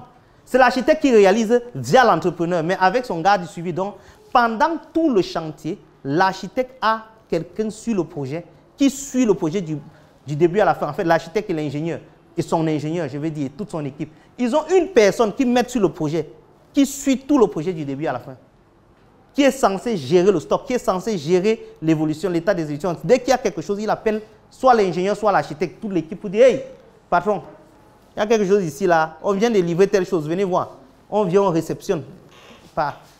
Et l'ingénieur qui travaille avec l'architecte fait des tours réguliers sur le chantier pour se rassurer que ce qu'ils ont dessiné et ce qu'ils ont calculé là, l'entrepreneur est en train de réaliser ça exactement comme ça a été prévu. Les dosages, comment tu vas faire? Comment, je veux dire vraiment, mais je ne sais pas, il y a des gens qui sont allés à l'école, mais ils sont toujours bêtes. Ça dit que tu es bête jusqu'à on ne sait même pas comment te sauver. Ça dit comment tu peux rassurer que l'entrepreneur là va faire un dosage pour garantir la solidité de ton bâtiment s'il peut économiser un peu. Qu'est-ce qui te garantit qu'il va faire le dosage qu'il fait? Rien. Donc, tu ne peux pas on ne peut même pas évaluer les pertes que tu fais en allant directement avec lui. Puisqu'il va faire des dosages qu'il arrange. Il va faire des dosages qui vont lui permettre d'économiser l'argent, de telle sorte que cet argent-là, ça devient son bénéfice. Dosage matériel et c'est pourquoi vous voyez beaucoup de bâtiments tombent. Que ce soit au Cameroun ou bien à Abidjan, il y a beaucoup. Souvent, ils sont même plus 3 avant que ça tombe. Des mauvais poteaux faits, des dosages faits au hasard. Ce n'est pas qu'on n'a pas fait des poteaux. Hein. On a fait les poteaux comme il faut. Mais est-ce qu'ils ont respecté tous les calculs de structure que l'ingénieur avait demandé? Le dosage qu'ils ont demandé et le type de fer, puisque tu n'es pas là. Même si tu es là, tu es un informaticien, tu es un comptable. Qu'est-ce que tu en sais? Même si on fait un mauvais dosage devant tes yeux, tu sauras. Ou bien c'est parce que tu as tourné 2 sacs de sable avec ton père quand tu étais petit. Tu penses qu'avec ça... Parce qu'il y a beaucoup comme ça. Ils ont tourné... Nous, on a fait ça.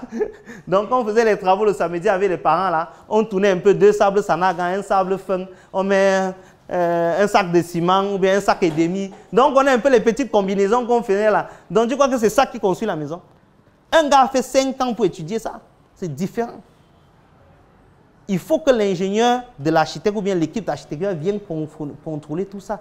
Et c'est leur rôle de contrôler. Et c'est ça que tu payes. En fait, donc quand un architecte te dit, l'étude là me coûte 3 millions, c'est tout ça que tu es en train de payer.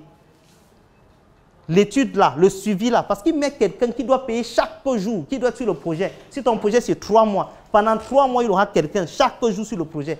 Tu le payes comment? Si toi-même tu dois recruter quelqu'un qui doit faire le suivi des travaux, chaque fois qu'un ingénieur se déplace pour venir vérifier, ça coûte de l'argent. C'est tout ça que tu payes. Parce que l'architecte va lui-même faire des déplacements pour se rassurer que le design, tout ce que vous avez prévu est en train d'être suivi comme il le faut. L'ingénieur de l'architecte va aussi se déplacer pour se rassurer que tous les calculs de structure qu'il a fait suivent exactement ce qui a été prévu. Et ce qui contrôle, si on prend le poids de monnaie pour voient peut-être le mauvais dosage, ils font comme si non rien. La corruption existe partout, non? Mais je pense que un architecte qui accepte qu'on le monnaie, c'est grave parce que c'est sa responsabilité. Si le bâtiment tombe, c'est lui hein, qu'on suit. Hein. Oui. Bien sûr. Il y a son cachet de l'ordre, tous les plans, tout ça, il atteste que c'est lui, c'est lui. Il a mis son cachet dessus. On peut le radier. On peut le radier. C'est pourquoi en fait on exige qu'il y ait un ingénieur d'abord qui est dans l'ordre des ingénieurs qui signe. On exige aussi qu'il y ait un architecte qui est dans l'ordre qui signe pour te donner le permis de bâtir. Pour dire que le permis de bâtir que tu es en train de faire là, si ça tombe, ce n'est pas l'entrepreneur. Hein. L'architecte et l'ingénieur, les deux qui sont mis ensemble là, ce sont eux les responsables. C'est eux qu'on va. Et s'il y a mort d'homme, c'est de ça qu'il s'agit. L'entrepreneur va dire que non, moi j'ai suivi ça. Oui. Et lorsque le travail qu'on a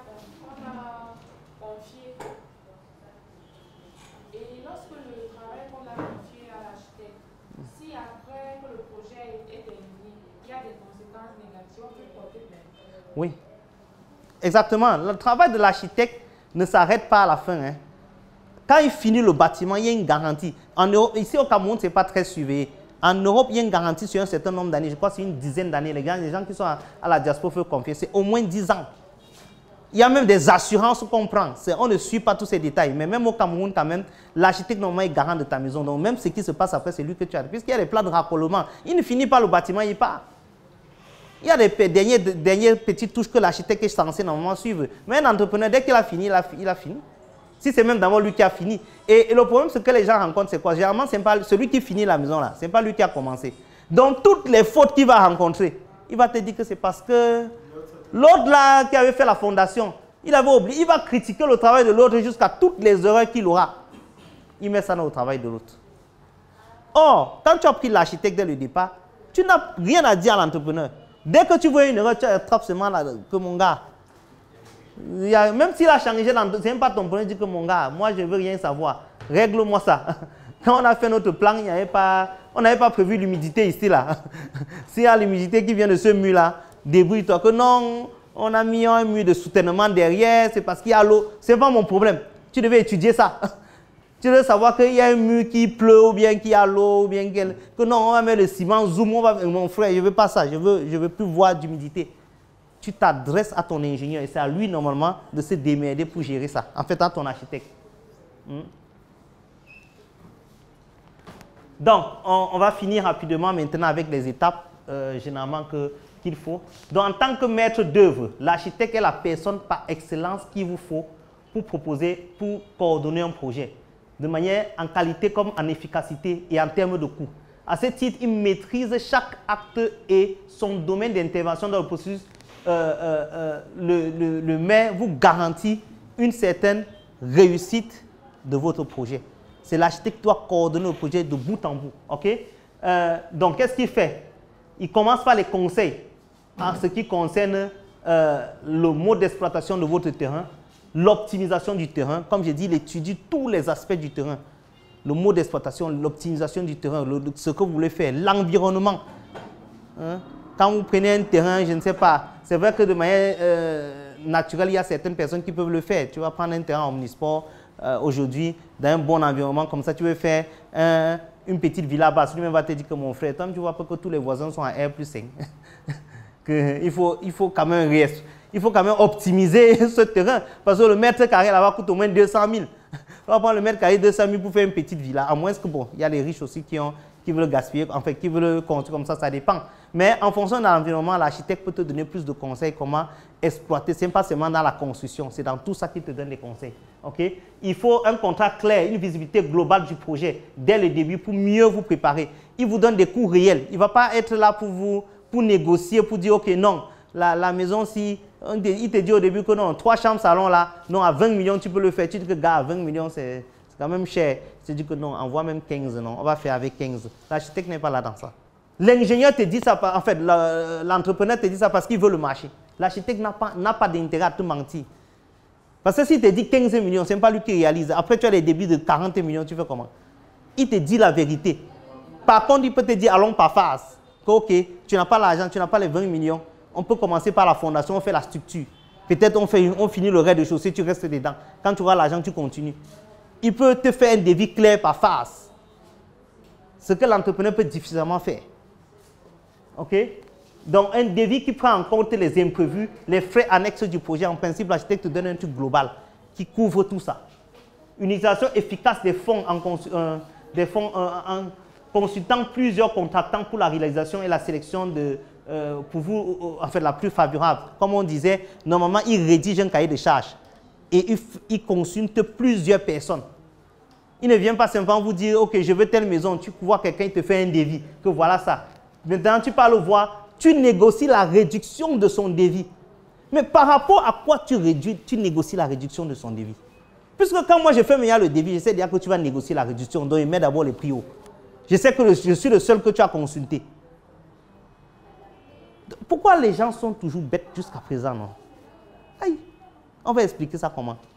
C'est-à-dire, tu veux construire un bâtiment, tu consultes une personne. Il te fait un devis. Tu discutes le devis sur quelle base? Tu n'es même pas ingénieur. Tu dis que tu as fait telle maison. Même si tu as fait 4 maisons, ce n'est pas la même maison. Le terrain, est-ce que le terrain est le même?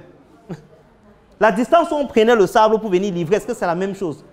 Une maison que tu as commencé à construire à PK24, une autre que tu as construite à Dedo, ce n'est pas la même chose. Les temps ne sont pas les mêmes. Donc, les différences, le matériel, peut-être l'accessibilité même n'est pas la même. Donc, le coût est différent. Tu ne peux pas te baser sur un coût pour appliquer ailleurs. Il y a tous ces détails.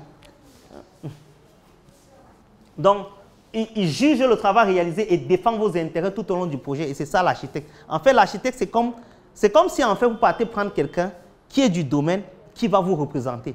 Donc, il est censé en fait vous défendre et batailler avec tous les gars qui sont sur le terrain pour vous faire économiser. Et en réalité, il doit vous faire économiser plus que ce que vous l'avez payé. Parce que certains, comme disait quelqu'un au début, que non, payer les études, ça coûte cher. En réalité, ce qui vous fait économiser est largement supérieur au-delà de ce que vous le payez. Ça, c'est clair. Même si c'est une chambre que vous réalisez. Donc, il juge le travail réalisé, défend vos intérêts, il garantit une bonne réalisation du travail après livraison du projet. Donc, l'architecte vous accompagne également dans tous les processus. Okay? Là, on va voir, pour finir, les étapes même de construction d'une maison. Okay? Donc, il existe type de en fonction du domaine. C'est là, OK. Donc, désolé, les études préliminaires, voilà. On va oublier le sujet. Voilà les étapes, normalement, pour construire une maison. Quand tu veux construire une maison, on commence d'abord par... on va commencer les études préliminaires, OK? Et avant projet sommaire. Donc, c'est là où l'architecte essaye de faire le plan de ton projet, que ce soit en 2D et en 3D. Il fait 2D, 3D, il te propose. Quand il te propose, ce n'est pas dire que tu vas construire avec ça. Tu reviens vers lui pour lui dire, oh, moi, c'est vrai que je voulais 3 chambres salon, mais j'aurais aimé que ma chambre soit un peu plus grande que l'autre. Donc, vous faites des amendements. Donc, il y a des in and out entre vous. Ce n'est pas toi qui fais le plan, c'est lui qui fait le plan, mais tu donnes tes amendements. En fonction de tes amendements, donc, il essaye donc de recadrer et de trouver quelque chose. Donc, il s'occupe non seulement du 2D, c'est-à-dire que la partie 2D, de 3D, c'est le design, en fait, le design de ton bâtiment. C'est-à-dire que l'aspect extérieur, le design intérieur et extérieur de ton bâtiment. En principe, c'est ce que il fait. Ensuite, il fait l'avant-projet définitif, c'est ça, non, champion? OK? Qui consiste avec les plans de couplage de masse, c'est ça, et tous les détails qui sont dessus. Il fait un projet d'exécution. Dans le projet d'exécution, c'est là où il y a le cahier de charges, c'est ça? Et les détails, donc tous les détails du projet. Comme je disais, quand vous voyez un projet, quand vous voyez un devis d'un entrepreneur et de l'architecte, je vais vous montrer le devis d'un architecte tout à l'heure, vous allez voir que c'est totalement différent. Il vous donne tous les détails prêts. Et il travaille avec son ingénieur. Je dis, je fais toujours cette remarque. Ils vont sortir tous les détails. Avec son plombier, avec son électricien, avec toute son équipe, ils vont vous sortir tous les détails prêts. Les tuyaux, les réservations, tout ce qu'il faut, ils vont sortir. Un plan définitif. Donc, il vous assiste donc, assistance de demande de permis de bâtir. il fait le dossier de consultation d'entreprise. Le dossier de consultation d'entreprise, c'est ce qu'on appelle le cahier de charges. Donc, comme je dis, ce n'est pas à l'entrepreneur de sortir les quantitatifs. C'est dans le dossier de consultation des entreprises là. L'architecte et son équipe vont vous donner tous les détails de ce qu'il faut. OK, pour réaliser notre bâtiment là. Pour la fondation, on aura besoin de ça, ça, ça. C'est lui qui détaille avec son équipe. On a besoin de telle quantité. Ce n'est pas l'ingénieur ou bien l'entrepreneur qui vient vous dire, OK, pour réaliser la fondation, là, j'ai besoin de 1000 sacs de ciment. C'est leurs équipes. Ils mettent ça dans le devis. On vous donne, vous soumissionnez. Tu dis, OK, ça là, c'est à tel prix. Après, tu mets ta main d'œuvre.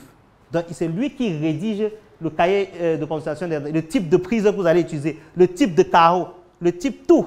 C'est lui qui définit dans son cahier le nombre de prises qu'il faut mettre dans les murs. Est-ce que c'est un va-et-vient? Est-ce que c'est un truc unique? Je veux mettre tel nombre de lumières, je veux tamiser la lumière. C'est lui qui définit tous ces détails. Il donne donc, il fait le dossier de consultation des entreprises. Maintenant, si tu as ton cousin, ton oncle, ta tante, tout ça qu'ils font, ils peuvent aussi venir soumissionner.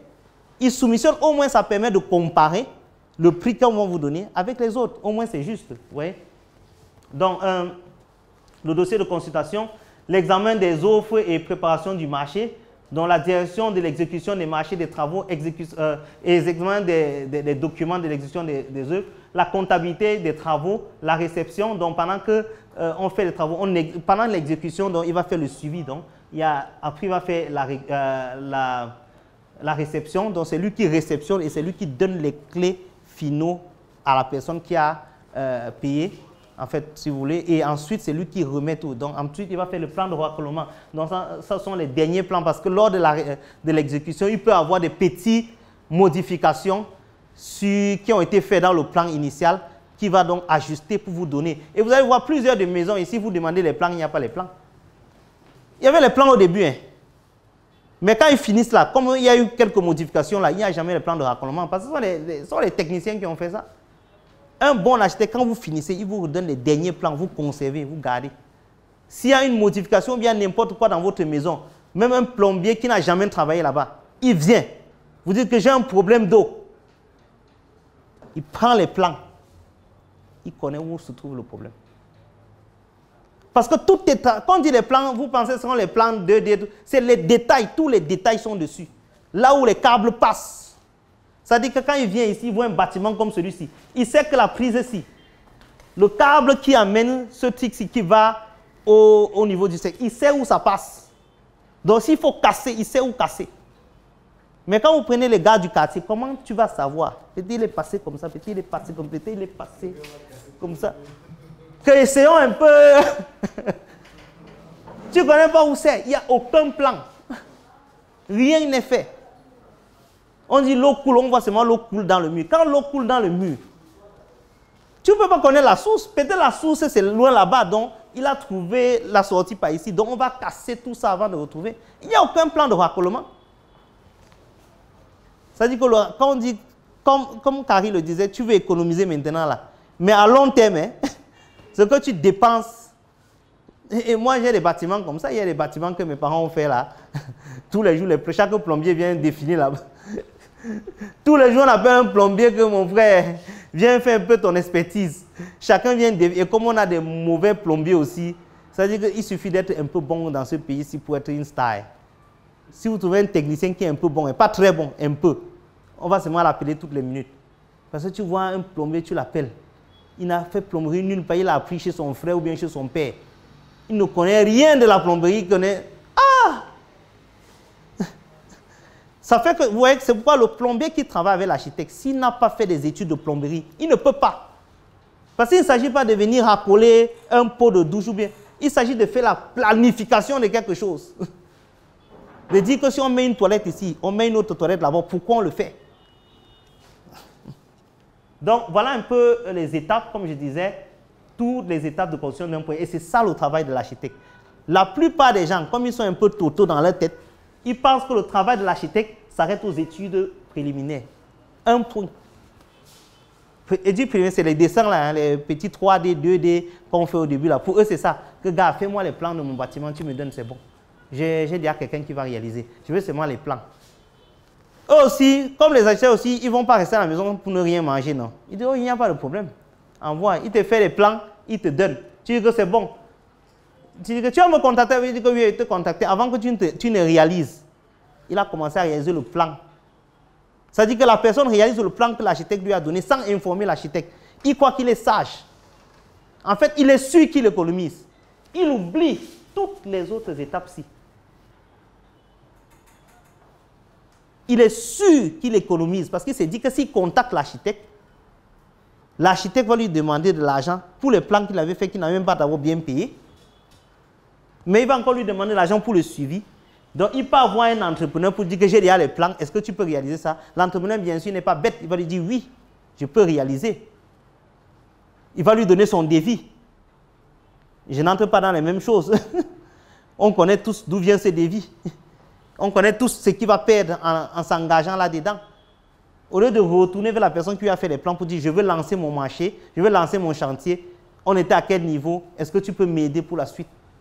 C'est à lui donc de faire les plans définitifs, c'est à lui donc de faire, de rédiger, de faire la demande de permis de bâtir, c'est à lui donc de rédiger le cahier de charges, c'est à lui de faire le suivi du travail, de réceptionner, de valider tout ce que l'entrepreneur va faire avec son équipe, bien sûr, c'est à lui de contrôler tous les travaux jusqu'à la fin et c'est à lui de vous remettre des clés. Et c'est ça le travail de l'architecte.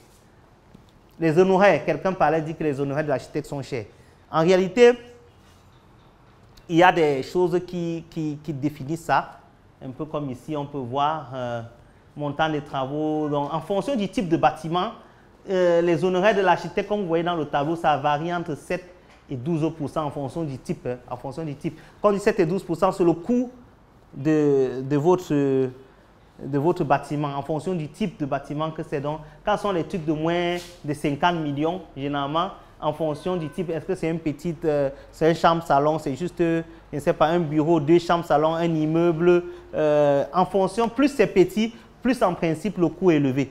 Donc, pour un petit bâtiment, ça doit être peut-être 12,5, peut-être une petite chambre et tout ça, il va prendre, bon, quand on dit 12,5% du coût, hein, B3, BK, B, il y a B3, B2 et B1, en fonction du volume. Plus c'est volumineux, plus le pourcentage est petit. Mais ça, il faut le dire, hein, c'est juste une estimation. Généralement, il peut vous faire un forfait. OK? Ça dit qu'il peut s'arranger là et ça se négocie. Ça dit que tu peux dire que je vais faire 3 chambres salon. Ou bien je vais faire un bâtiment, je ne sais pas. Je vais faire un immeuble qui se trouve entre 100 et 250, 100 millions et 250 millions. Peut-être la catégorie du bâtiment que tu veux faire se retrouve peut-être même à B3. Donc ça sera peut-être 10%. Donc au lieu de vous appliquer 10%, vous pouvez négocier avec lui et dire OK, je vais appliquer 8% ou 7%. Donc c'est une négociation. Comme il peut même vous faire un forfait. C'est-à-dire qu'au lieu de prendre, par exemple, si on est dans un bâtiment de 100 millions et que, supposons même qu'il vous prenne 10%, 10% de 100 millions, c'est 10 millions. Il peut vous dire, au lieu que je vous charge 10 millions, je vais vous charger peut-être 7 millions ou 6 millions. Mais quand tu calcules comme ça, tu te dis que non, c'est trop cher. Un bâtiment de 100 millions, le gars me prend 10 millions. Mais 10 millions inclut quoi? Ce n'est pas comme s'il prend 10 millions, il met dans sa poche. Non. L'ingénieur qui va faire les calculs de structure de votre immeuble, parce que 100 millions, c'est quand même bien mieux, même si c'est un R+3. Il y a des calculs de structure qui se font là. L'ingénieur va prendre environ combien un carré? Un R+3. 2-3 millions dans les 10 millions qui ne sont pas pour lui. Il doit payer un ingénieur. Maintenant, si tu veux bypasser l'ingénieur, ça veut dire que tu veux que ton bâtiment tombe. Un entrepreneur qui ne sait pas faire les études de structure va faire quoi? Il va surdimensionner. Il va vous dire qu'on n'a pas besoin de tout ça. J'ai déjà fait des bâtiments. Pourquoi vous avez besoin de tout ça? Il va vous... Un endroit où on avait besoin d'un poteau, je ne sais pas. Tu peux donner un exemple de quelle catégorie de poteau? Non, comme par exemple ici, si on avait besoin d'un poteau de 20 par 20, il faut mettre 30 par 30 partout, hein, il est uniformiste. Or, tous les poteaux ne travaillent pas de la même manière. Peut-être, comme vous voyez, oui, le poteau, si peut-être travaille plus.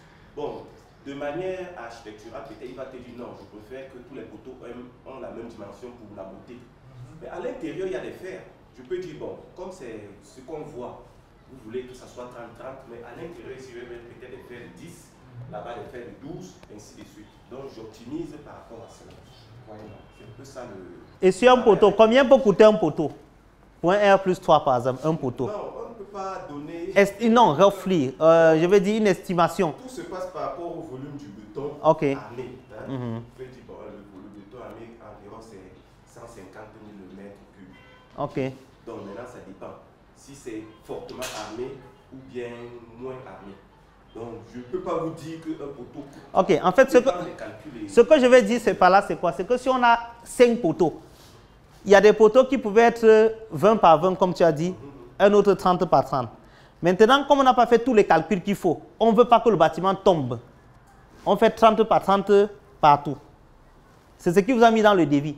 On n'a pas fait d'études détaillées pour être sûr que quel est le poteau qui prend une charge plus que l'autre. Donc, pour être sûr que ça ne tombe pas, on met 30 par 30. On n'a pas pris l'architecte hein, parce qu'on ne voulait pas dépenser 10 millions avec son ingénieur. C'était trop. Les 10 millions qu'on ne voulait pas là, on a mis ça dans les poteaux. Parce que l'architecte, lui, regarde la beauté, l'harmonie un peu du bâtiment. Et l'ingénieur, lui, cherche à optimiser. C'est comme je dis, moi, quand il va me donner, je vais calculer, je vais dire non, on peut mettre un poteau de 20 ou de 15. Il te dit non, je veux quand on entre ici, on voit des gros poteaux. Vous voyez un peu, c'est lui, il dit que mon client veut que lorsqu'il entre, on voit des très gros poteaux. Je lui dis, bon, ok, moi alors je vais calculer de telle manière que les fers qui sont à l'intérieur, comme c'est le fer qui porte le poteau, est un élément de structure, soit moins que peut-être les autres poteaux. Ce sont des débats qu'on fait parce que vous voyez, il y a beaucoup de discussions lorsque nous sommes dans un projet avec l'architecte et les ingénieurs. Donc ça veut dire que l'architecte et l'ingénieur, ça c'est un travail interne qui se passe entre eux. Donc je vais dire, quand vous les consultez, on peut entrer dans ces détails. Quand vous prenez l'entrepreneur directement, il surdimensionne les poteaux et le gain que vous avez perdu là, les 10 millions que vous avez besoin de payer là, vous payez ça dans tous les poteaux là.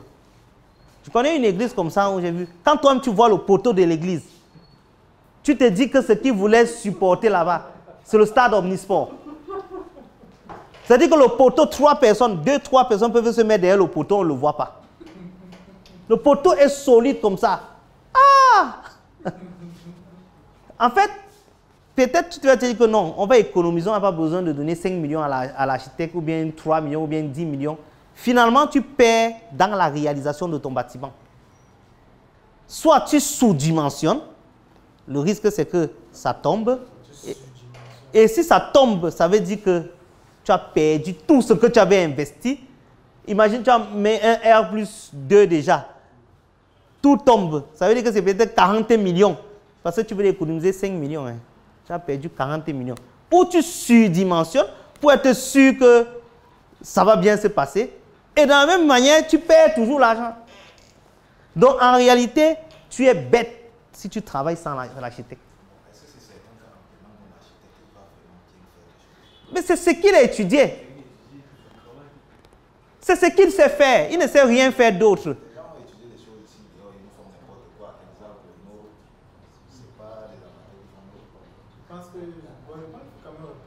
Non, je vais dire... Non. Ça, c'est un autre domaine. Et... Non. Bon, quel est l'exemple que tu veux, par exemple? Que les routes se gâtent vite, ou bien c'est mal tracé, ou bien c'est petit, ou bien... Parce que ça, c'est maintenant un domaine autre. Il peut parler... L'architecte là-bas, c'est l'urbaniste, ou bien... Quel est le problème? Ce que tu vois là, c'est sûr. Ce que vous dites, c'est très pertinent, vous comprenez? Parce que là, c'est moi qui avais posé la question de savoir le coût des ingénieurs et tout ça. Ce que vous dites là est en train de me convaincre. Ouais, que pour faire la chose, il faut que je prenne un architecte. Moi, je suis technicien. J'utilise certaines choses et je sais qu'il faut prendre un supérieur pour comprendre les choses. C'est en train de me convaincre. Mais maintenant, les humains, vous avez dit là que la pollution et tout ça, les humains. Non, si tu payes l'architecte comme il faut, oui, c'est-à-dire qu'il ne faut pas... C'est-à-dire que vous avez un contrat avec un architecte, un cabinet d'architecture comme le mien. On travaille avec des ingénieurs qui sont sérieux. Je ne veux pas... C'est ma crédibilité, puisque mon travail, c'est de faire ça. Je ne veux pas mettre ma crédibilité en jeu à cause d'une corruption ou bien pour faire mal un travail. Nous sommes là pour faire ça. C'est-à-dire que mon ingénieur, là, je le paye pour faire ça. C'est pourquoi il t'a dit, par exemple, on a pris l'exemple, on a dit que sur un bâtiment de 200 millions, on paye par exemple 10 millions à l'équipe d'architecture. Donc, tu crois qu'on va prendre 10 millions pour vous demander de faire des conneries? C'est pourquoi il y a aussi les réputations dans les cabinets d'architectes. Je suis d'accord avec toi. Il y a des réputations. Donc, un architecte qui veut faire long feu, un architecte qui veut respecter son métier ou bien qui veut réellement travailler, il ne va pas se permettre de faire des conneries. Sinon, rapidement, il peut perdre même, comme disait Carrie, on peut même le radier de l'ordre. On peut le radier de l'ordre carrément. Parce que c'est pourquoi c'est encadré par l'ordre. Les gens n'ont pas compris pourquoi l'architecte ou bien l'ingénieur, ils prêtent serment. Ils sont censés prêter serment. Maintenant, toi, tu peux donner ton bâtiment à un entrepreneur qui n'a jamais prêté serment nulle part. Bon, même chez les architectes, qu'est-ce qui me prouve que l'architecte chez qui je pars a prêté serment fait partie de l'ordre? Tu peux lui demander. Vas-y. Le tableau de l'ordre, non? Le tableau, c'est consultable sur Internet. Vous connaissez aussi le siège de l'ordre. Vous pouvez aller là-bas. Vous connaissez le siège de l'ordre? L'ordre des ingénieurs, l'ordre des architectes, ça existe. Ça existe. Deuxième chose, il ne peut pas te signer le dossier du permis de bâtir s'ils ne sont pas dans l'ordre. On ne peut pas te donner même le permis de bâtir si ce n'est pas signé par un architecte qui est dans l'ordre. Okay. Donc, ça, tu n'as même pas besoin de vérifier. Avec même dire ça bloque. C'est vrai qu'on commence souvent les constructions sans passer par là et on fait ça au fur et à mesure que les choses avancent. Mais il ne peut même pas déposer le dossier s'il n'est pas dans l'ordre. Et comme on dit, le maçon se voit au pied du mur. Les architectes aussi font leur réputation avec leur réalisation. Donc, plus ils réalisent, tu vois souvent quand tu pars quelque part, tu vois quelque chose qui est très bien fait. Tu dis, quel est l'architecte qui a designé ça? Donc, ça aussi, ça fait parler. Ça fait parler et ça fait permettre qu'on reconnaît. C'est bien fait là, je me suis posé la question de savoir si on a vraiment des architectes. Pourquoi? Parce que normalement, quand on parle des architectes, c'est des gens qui créent des structures extraordinaires, c'est-à-dire que ce soit en forme, en design et tout ça. Qu'est-ce qui se passe? Bon, il faut... Non, c'est un autre débat. Oui, mais je réponds, c'est très simple. Je vais monter des bâtiments ici qu'on a prévu faire. Vous allez voir, je vais partager avec vous. Si on fait trop de design, l'ingénieur a le problème. Non, pas l'ingénieur. L'ingénieur va s'adapter. Le client n'a pas l'argent pour payer. Parce que quand tu me dis, je vais me montrer quelque chose. Quand tu me dis de faire un truc, je vais prendre un exemple, un truc simple. Hein? On va aller en pratique puisque on est déjà vers la fin.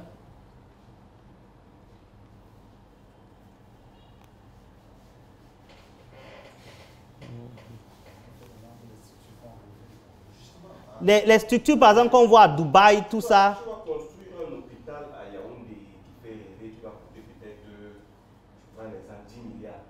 Alors que dans toutes les 10 régions, il n'y a pas de manteau. Hein? Mieux vaut faire 2 milliards partout. C'est une manière de dire que l'État pense plus vite différemment. Vous comprenez, non?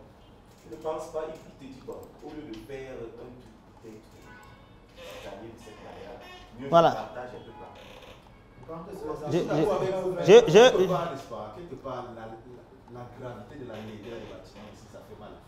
Voilà, hey, on ne voit pas. La plupart des bâtiments, ils n'ont pas fait par les architectes. Hein. Donc il faut faire attention. Ok, là on voit quand même maintenant. Si je prends par exemple ça, hein, je prends un bâtiment comme celui-ci. On a mis une piscine au-dessus, n'est-ce pas? Ça, c'est un bâtiment qu'on est en train de réaliser. Ça fait partie des appartements qu'on va vendre à partir de janvier dans notre projet Afrique Imo. On a mis une piscine ici. Vous voyez tous les designs qu'on a fait là. Ce n'est pas compliqué de faire des bâtiments comme ça. Mais tu sais, le coût de seulement vouloir faire des vagues comme ça là, en termes de... Ça coûte. Quand on va te donner le coût de tout ça, ça ne sert à rien. Hein. L'ingénieur peut te dire, tout ça, c'est des designs qu'on fait. Ça ne sert à rien, c'est juste pour la beauté du bâtiment. Quand on va te donner le coût de ça, la personne va dire que c'est trop cher. La différence de coût, juste pour ce petit design qu'on a mis en façade là, sur un bâtiment comme celui-ci qui peut être de 250 millions, la différence de design là peut être 20 millions. 20 millions, je ne dis pas dans 20 millions pour le design. Est-ce que toi tu es prêt à payer? Voilà, c'est souvent ça qui... Quand on met une piscine au-dessus, ça engendre un certain nombre de choses. Il faut travailler pour l'étanchéité. À un moment donné, on voulait même mettre 1 mètre de plus qui va se décaler sur le bâtiment. Telle sorte que quand tu nages, tu vois. Ça veut dire que quoi? Tu veux une structure en verre qui est capable de supporter ça. Combien ça coûte? Est-ce que tu es prêt à mettre le prix? Cette piscine donne à l'intérieur une salle de sport. Et on veut que dans les personnes qui nagent qui travaillent dans la salle de sport, voient les gens nager. Donc ça veut dire qu'une vitre Ça doit être transparent, un peu comme les trucs qu'on voit à Dubaï, Dubaï Mall. Hein? Le coût de ça, on ne dit... Mais, Les Camerounais ont l'argent. non, mais c'est pourquoi on veut réaliser. Non, mais c'est pourquoi c'est en réalisation. Je ne dis pas qu'on veut pas... C'est pourquoi on veut réaliser des choses comme ça pour montrer que c'est possible. Il y a des gens qui ont l'argent pour le faire. Nous, dans notre projet, on compte les réaliser. On met espace de jeu au-dessus, avec toutes les sécurités qu'il faut. On met un espace bar au-dessus de l'immeuble. Tu vois, tout ça, c'est pour optimiser. Tu vois, ça, tout ce bâtiment, c'est un truc de 250 mètres carrés. Hein, tout ce que tu vois là. Le nombre d'appartements, c'est plus de 12 appartements qu'on voit là. 2 chambres salon, 3 chambres salon avec piscine, tout, salle de sport, espace de jeu. Ça fait partie de notre premier projet, Afitech IMO, qu'on va lancer, qui est déjà lancé. Donc, les inscriptions seront lancées à partir de janvier. Donc, on peut faire rêver les gens, mais ça coûte, c'est un coût. Donc, on va vendre les appartements. Donc, les gens vont commencer à acheter les appartements. Ce n'est pas pour louer. Tu veux, tu achètes, tu loues à Airbnb ou bien toi, tu habites dedans. Ça, c'est notre premier projet. On a d'autres villas à Yaoundé et Douala qu'on est en train de lancer également. Comme je dis, les inscriptions à partir de janvier vont commencer. Mais les architectes peuvent faire des choses, mais tout dépend aussi des moyens financiers des personnes. Généralement, les personnes n'ont pas les moyens financiers. Et un architecte qui se respecte doit pouvoir faire des choses comme ça. Et quand on dit qu'on fait des projets comme ça, le devis est bien fait, clairement. On ne va pas prendre le risque d'aller prendre un gars, un entrepreneur au hasard de venir réaliser ça, sans tous les détails. Quel gâchis! Il va te faire perdre des millions là-dedans pour peut-être 20 millions ou 15 millions que tu donnes à l'architecte pour faire ça. Tu vas perdre des millions si tu veux réaliser ça sans un architecte. Et comme je dis, même un petit bâtiment, je vais vous montrer peut-être un autre truc, c'est bien qu'on soit même sur PowerPoint. Je vais vous montrer ça rapidement. Une chambre, hein? On parle là d'une chambre. Ça, c'est par exemple, je parlais tout à l'heure des exemples de devis d'entrepreneurs. Voilà un exemple de devis d'entrepreneur. Voilà un exemple de devis d'un entrepreneur. Il n'y a aucun détail.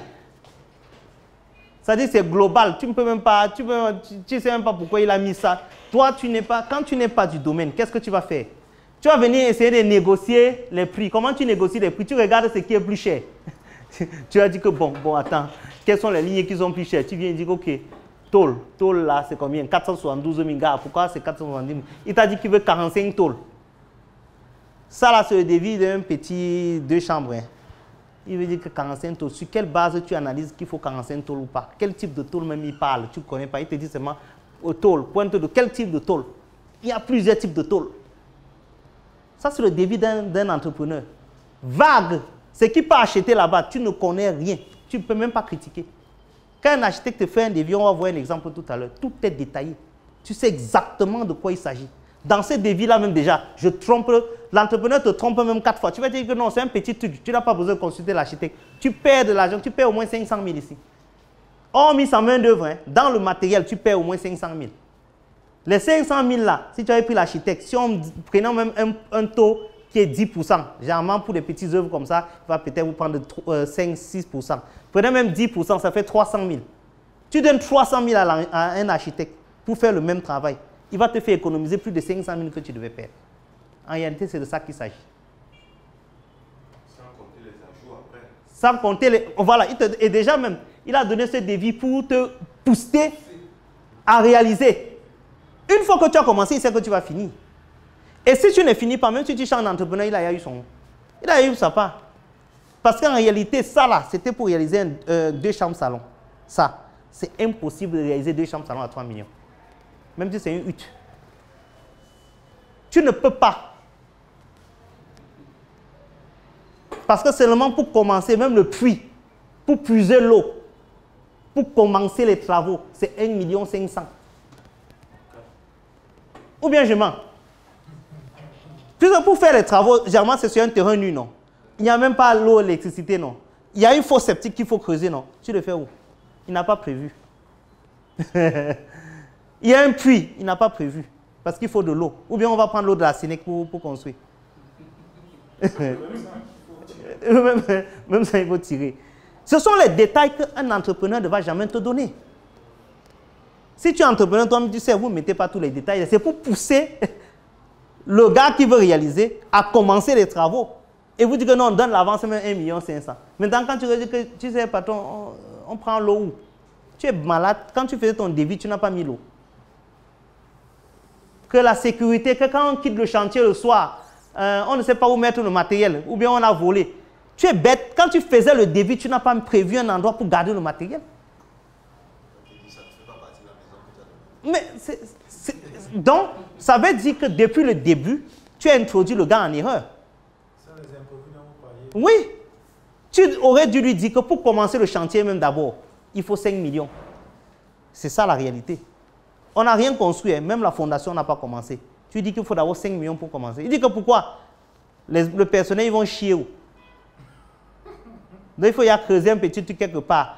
On va se changer où? Ou bien on va garder le matériel où? On va tirer l'eau où?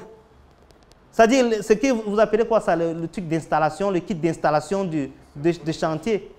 Dans un chantier, ça coûte généralement entre 3, 5 et 10 millions. Il y a des chantiers, même c'est 10 millions, seulement pour l'installation. On n'a pas commencé au chantier, je ne dis pas qu'on a commencé à construire. Seulement le coût d'installation, on va amener la bétonneuse, la machine qui va faire ceci, le conteneur qui va garder les choses. On n'a pas commencé le projet. Je l'ai dit, c'est 10 millions que tu as déposé cash. Un architecte, quand il te fait les plans, il prévoit, bien sûr, pour une grosse structure, il ne dit pas pour faire une chambre. Pour une grosse structure, par exemple, on veut faire 3 chambres, salon, un bâtiment, il faut déjà au moins ça. Il faut installer le matériel. Ça va te coûter au moins 5 millions, ce qui est sûr.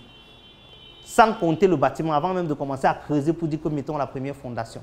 Ce sont des détails que d'autres personnes ne mettent pas. Il te fait un devis bafoué comme ça et après tu te dis que non, ça marche. Donc même pour une petite structure, on a besoin. Et on va finir peut-être avec ça. Ce que je voulais vous montrer, c'était un devis détaillé. C'est un devis détaillé d'un architecte. C'est vrai que c'est pour quand même une grosse structure, mais voilà. On commence dès le début. Voilà, voilà un devis détaillé. Un devis détaillé. Vous voyez que déjà en bas, vous voyez, on va voir électricité, plomberie, finition. C'est-à-dire qu'on a le détail seulement. Quand on prend le détail global là même, on a d'abord combien de pages? Si on veut même imprimer ça, prenez un exemple, si on veut imprimer ça, ça fait combien de pages? Est-ce qu'on peut compter?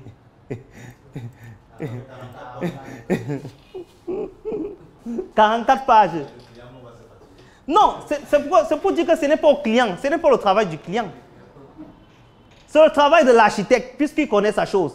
Maintenant, il donne ça à l'ingénieur ou bien à l'entrepreneur. L'entrepreneur n'a qu'à remplir ses prix. Tous les détails sont là. Tu vas me tromper où? Tous les détails sont dans le document. Ce n'est pas à peu près. Tout est designé dès le début jusqu'à la fin. Avec l'installation du matériel, tout. Les puits qu'il faut dès le départ. S'il y a un puits qu'il faut faire, à quelle profondeur qu'il faut le puits? Est-ce que c'est un forage ou bien c'est un puits? Est-ce que tous les détails sont là? Je veux tel type de mur, tel type de... Tous les détails, les quantitatifs. Il donne ça à l'entrepreneur met ses prix. Donc on a toutes les étapes, donc on a par phase, donc on a la fondation. Il va commencer avec la fondation, la hauteur moyenne de la fondation, le nombre d'assises, les longueurs de fondation, on a les quantités, on a le mètre, le béton de fondation, c'est un béton différent.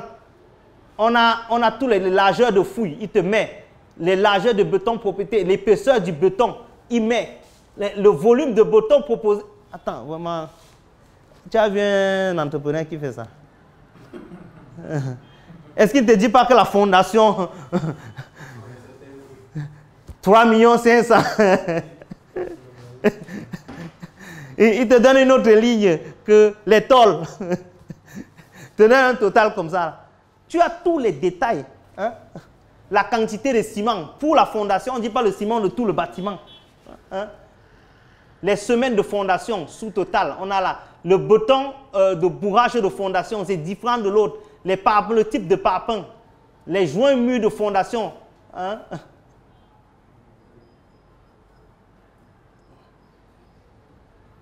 Et il te donne sa main d'œuvre, total matériel, tous les totaux, il donne. Le dallage, il te donne les surfaces de dallage, le remblai de terre, l'épaisseur, tous les détails, il te donne le dosage, ok?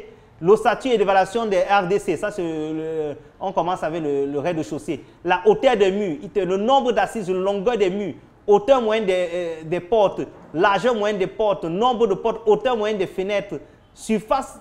Attends. Tu as vu un devis comme ça là? avec un entrepreneur. Quand ils donnent les devis des portes, la fabrication des portes et tout ça, c'est ça, non? Oui. Comment ils peuvent fixer les prix puisque chaque soudeur et tout ça a ses prix? Il n'a pas une équipe fixe. Non, son équipe est dans la conception, c'est pas dans la réalisation. Non, il ne fixe pas les prix. Il te donne le cahier des devis estimatifs. Et toi, tu mets les prix. Ah, ok. Il te dit que moi, la porte que je veux là, hein, c'est une porte de telle épaisseur, de telle longueur, qui a ça, ça, ça. Il te donne les descriptifs détaillés. C'est toi l'entrepreneur, non? Mets les prix pour ça. Si tu ne peux pas réaliser ça, tu passes ton route. C'est ça qu'il veut, parce que c'est ça qu'il a designé. C'est ça qu'il a dessiné sur son plan. Il a dit à son client final, même mes portes intérieures, je veux telle épaisseur, je veux tel truc, je veux les semelles ici, je veux ceci. Donc, il a designé ça. Toi, l'entrepreneur, tu viens t'aligner. Tu ne viens pas dire que 5 portes internes de la maison, chaque porte coûte 80 000. On ne sait même pas le type de porte. Peut-être tu vas aller prendre les contreplaqués ou bien les bois comme on fait souvent là. Vous voyez les portes qu'on fait chez nous là. On prend 4 planches, on colle comme ça là. On prend, souvent même on n'emboîte même pas ça bien. On prend 2 bois derrière pour les... voilà. 5 portes, même prix, hein, on met 2 planches derrière comme ça pour les lier. C'est ça les portes. Et on souffre. Hein. Après, vous voyez la qualité. Tous les détails sont là. Il te met même les portes, il te met les détails des portes, les tailles, les dimensions. Si tu veux, c'est ça qui coûte 8 millions. Parce que si on ne montre pas ça aux gens, ils vont croire que non, dessine mon plan, donne-moi. Tu peux t'asseoir pour faire ça. Parce qu'un ingénieur, quand il s'assoit pour faire ça, ça coûte de l'argent. C'est un travail intellectuel. S'il boit le soir, là, il ne peut pas faire ça. Il se réveille le matin, 3 h du matin, quand la tête est fraîche. Il s'assoit, il travaille sur ça en détail. Donc, il mérite son salaire. Donc, quand tu donnes les 3%, les 10%, les 15% qu'on demande, ça ne t'aime même jamais que les 8% de ton bâtiment, là, c'est de ça qu'il s'agit. Il doit designer ça en détail pour ton bâtiment et c'est spécifique à ton bâtiment. Et après, il va faire le suivi pour venir voir, est-ce que la porte que j'ai demandée là, c'est ça que tu as livré? Est-ce que le meuble ou bien telle lumière que j'ai demandé, c'est ça que tu as livré? Si ce n'est pas ça, on n'accepte pas, on ne réceptionne pas. Donc, on va finir avec ça.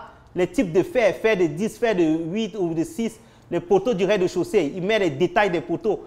Jamais un entrepreneur va arriver jusqu'à ces détails-là. Hein. Il te dit seulement qu'il faut faire les poteaux. Les coffrages des poteaux, tous les détails, les poutres, planchers au RDDC. Donc, tu vois, les poutres, donc, il te donne tous les détails avec les quantités, les unités. C'est à toi de mettre les prix là, ce sont.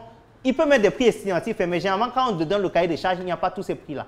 OK? Il n'y a pas tous ces prix. Donc, escalier, tout ça. Donc, ça, c'était un bâtiment, un gros bâtiment quand même qu'on faisait. Ossature et élévation R+1. Donc, on a les différents lots. Après, on peut travailler, on peut faire le cahier des charges en différents lots. Donc, il y a le lot peut-être tout ce qui est gros œuvres, il y a électricité, il y a tout ça. Donc, on peut les diviser en lots. OK? Lot 3, lot 4. On a ici tout ce qui est électricité qu'on a mis à part. Hein? Si on part au-dessus, qu'est-ce qu'on a? Donc, débit électricité, donc les appareillages, les fils de courant, les types de courant, les connexions, les fixations, les canalisations, l'alimentation. Donc, tu veux construire un R+, ou bien même un rez-de-chaussée, 3 chambres salon. Tu n'as pas un ingénieur électrique qui travaille avec l'architecte qui définit tout ça. Tu tires les câbles au hasard avec ton entrepreneur. L'entrepreneur prend l'électricien du quartier. Il n'a jamais étudié l'électricité. Il a appris sur le tas, sur son oncle ou bien chez son père. Il ne peut pas faire ce travail. Tu veux quand même un résultat super. Mais tu veux un résultat comme ta maison en France, comme ta maison en Belgique, comme ta maison au Canada. Mais tu prends un électricien de quartier qui ne peut même pas lire ça. Tu ne veux pas payer parce que tu refuses de payer. Quand on va te dire l'étude de ton projet que tu veux réaliser qui coûte 25 millions là, l'étude c'est 2 millions. Tu dis 2 millions. 2 millions. Pour étudier un projet 25 millions. Les 2 millions là, c'est ça. S'il ne fait pas ses études en détail, s'il ne sait pas où passer les câbles, il va te faire du n'importe quoi. Après, toutes les lumières, tu mets une ampoule, ça se grille chaque fois, tu te demandes pourquoi. Il y a court-circuit. Il y a beaucoup de maisons, tu pars quand tu prends le testeur, tu mets sur la phase, ça brille. Tu mets sur le neutre, ça brille. La phase et le neutre brillent. Tout le temps, tu dis que non, il y a la masse quelque part. Beaucoup de maisons n'ont même pas de terre. Ou bien, beaucoup de maisons n'ont même pas de terre. La simple terre qu'on doit mettre à la maison, là, tu prends les électriciens du quartier, ils ne peuvent même pas te faire la terre. Ou bien certains mettent la terre, mais c'est une fausse terre. C'est-à-dire qu'ils mettent le câble de terre, mais en réalité, ça ne fonctionne pas. Mais c'est quoi la terre? Beaucoup ne savent même pas c'est quoi. Mais puisqu'il sait que toi-même tu es un toto. Tu ne connais, il n'a pas prévu ça il n'a pas prévu ça dans le devis. S'il a ajouté ça dans le devis, parce qu'il faut faire la terre. La terre se constitue, ce n'est pas une question de mettre un câble dans la terre, c'est un ensemble de choses qu'on fait pour construire la terre. Pour faire la terre là, ça coûte de l'argent. Est-ce qu'il a mis ça dans son devis? Tous ceux-là qui ont construit les maisons, 3 chambres, salon, tout ça, est-ce que dans votre devis, il y a la terre? S'il n'y a pas la terre, l'entrepreneur vous a dit arnaquer. Ça veut donner un architecte, il va prévoir tout ça en détail.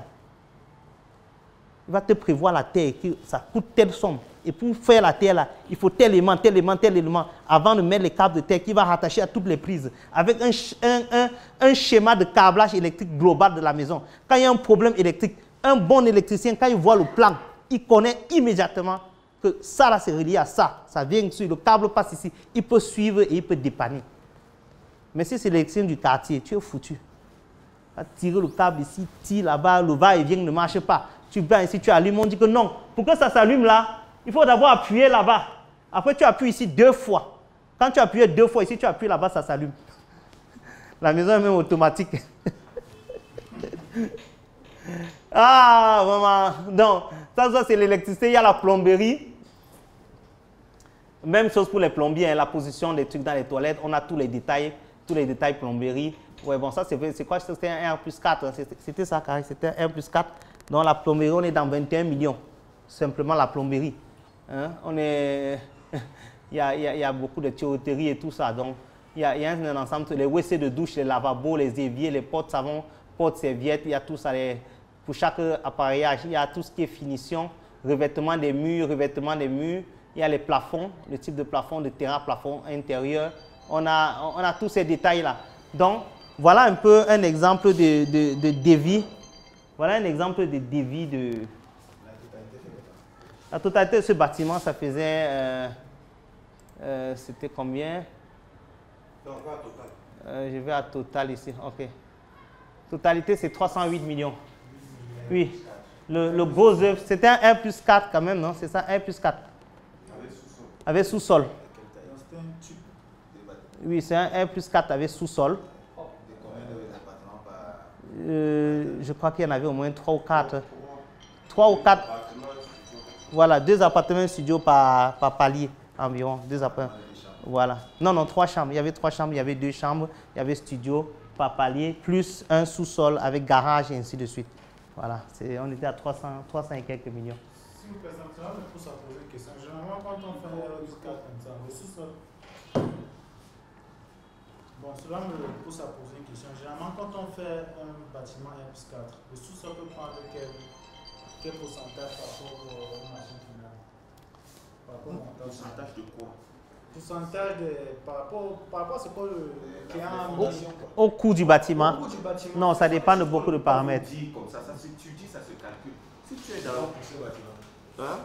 Pour ce bâtiment, alors, comme c'est la clé précis. Non, c'est une manière. Non, il faut qu'on parle globalement. Donc, si vous posez des questions comme ça, je ne peux pas vous dire que bon, non, le sous-sol, je dois faire des calculs. Si c'est à Douala, là où tu es dans le marécage, le sous-sol va te prendre beaucoup d'argent. Si tu es à Yaoundé, là où tu as la terre latéritique, on creuse même le sol, la terre reste verticale.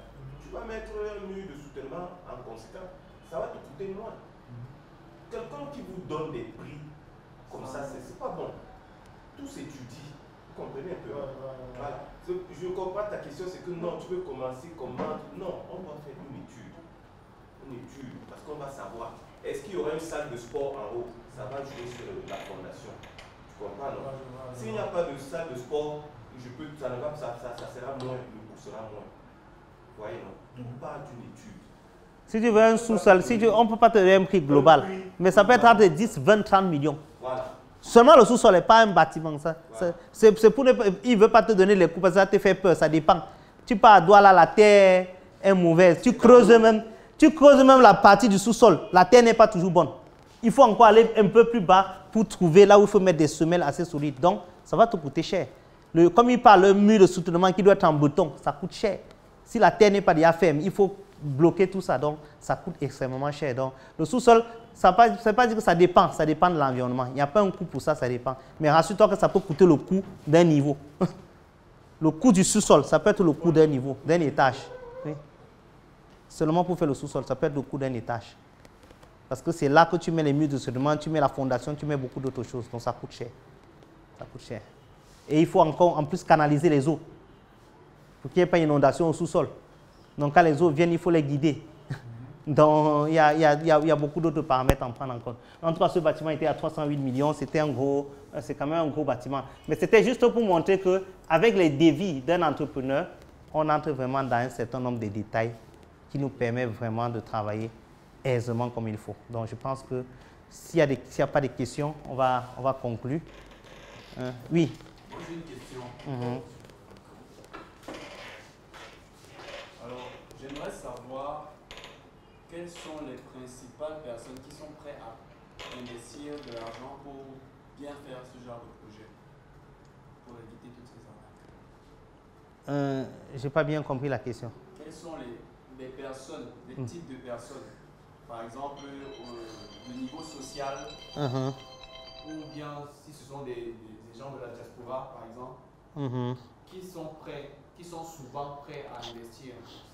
Encore pour faire un travail propre. Bien faire un travail. Je pense, en principe, tout le monde doit le faire. Il n'y a pas, tout le monde doit le faire. Je vais dire, en réalité, je vais dire simplement, toute personne consciente qu'en contactant un architecte pour faire son travail gagne, il le fait automatiquement. Maintenant, actuellement, dans la réalité, qu'est-ce qui se passe? Dans la réalité, beaucoup de gens vont directement chez l'entrepreneur. Et c'est ce que j'ai voulu essayer de démontrer tout au long de cet exposé, que c'est une erreur d'aller directement chez l'entrepreneur. Parce qu'ils se disent qu'ils veulent économiser de l'argent. Ils disent que l'architecte est cher. On a vu les coûts de l'architecte qui varient entre 4 et 8, 9% du coût de la réalisation. Et on a vu tout au long de l'exposé que les 4 et 8% là que tu donnes à l'architecte, non seulement ça le mérite, mais en plus, ça te permet d'économiser énormément d'argent parce que sans ça, l'entrepreneur qui réalise peut dépenser bien au-delà. Dans un bâtiment qui te coûte 25 millions, qui devrait te coûter 25 millions, un entrepreneur avec ses erreurs et tout va te réaliser à 35 millions. Et en plus, même ton bâtiment ne sera même pas, tu vas continuer à dépenser sur plusieurs années parce qu'il aura fait des erreurs qui continuent de se perpétuer dans le bâtiment à cause des choses qu'il n'a pas prévues. Donc finalement, tu perds bien au-delà de ce que tu auras donné à quelqu'un pour faire l'étude dès le départ, non seulement pour réduire les coûts de ton bâtiment, mais en plus pour te garantir une certaine qualité sur le temps. C'est ce qu'on a essayé de démontrer. Voilà. Autre question? J'aimerais aussi savoir, est-ce qu'on peut contacter un architecte juste pour un plan de clôture? Parce que j'ai un ami qui a eu par exemple un terrain et suite à certains problèmes, il a voulu juste monter une clôture, question de dire à tout le monde c'est pour moi, juste les murs. Mais dedans, à l'intérieur, c'est vide. Oui, je recommande 100% de contacter parce qu'on revient au même problème, même si c'est une petite, supposons que ce sont des murs. Okay? Vous prenez un entrepreneur pour faire les murs.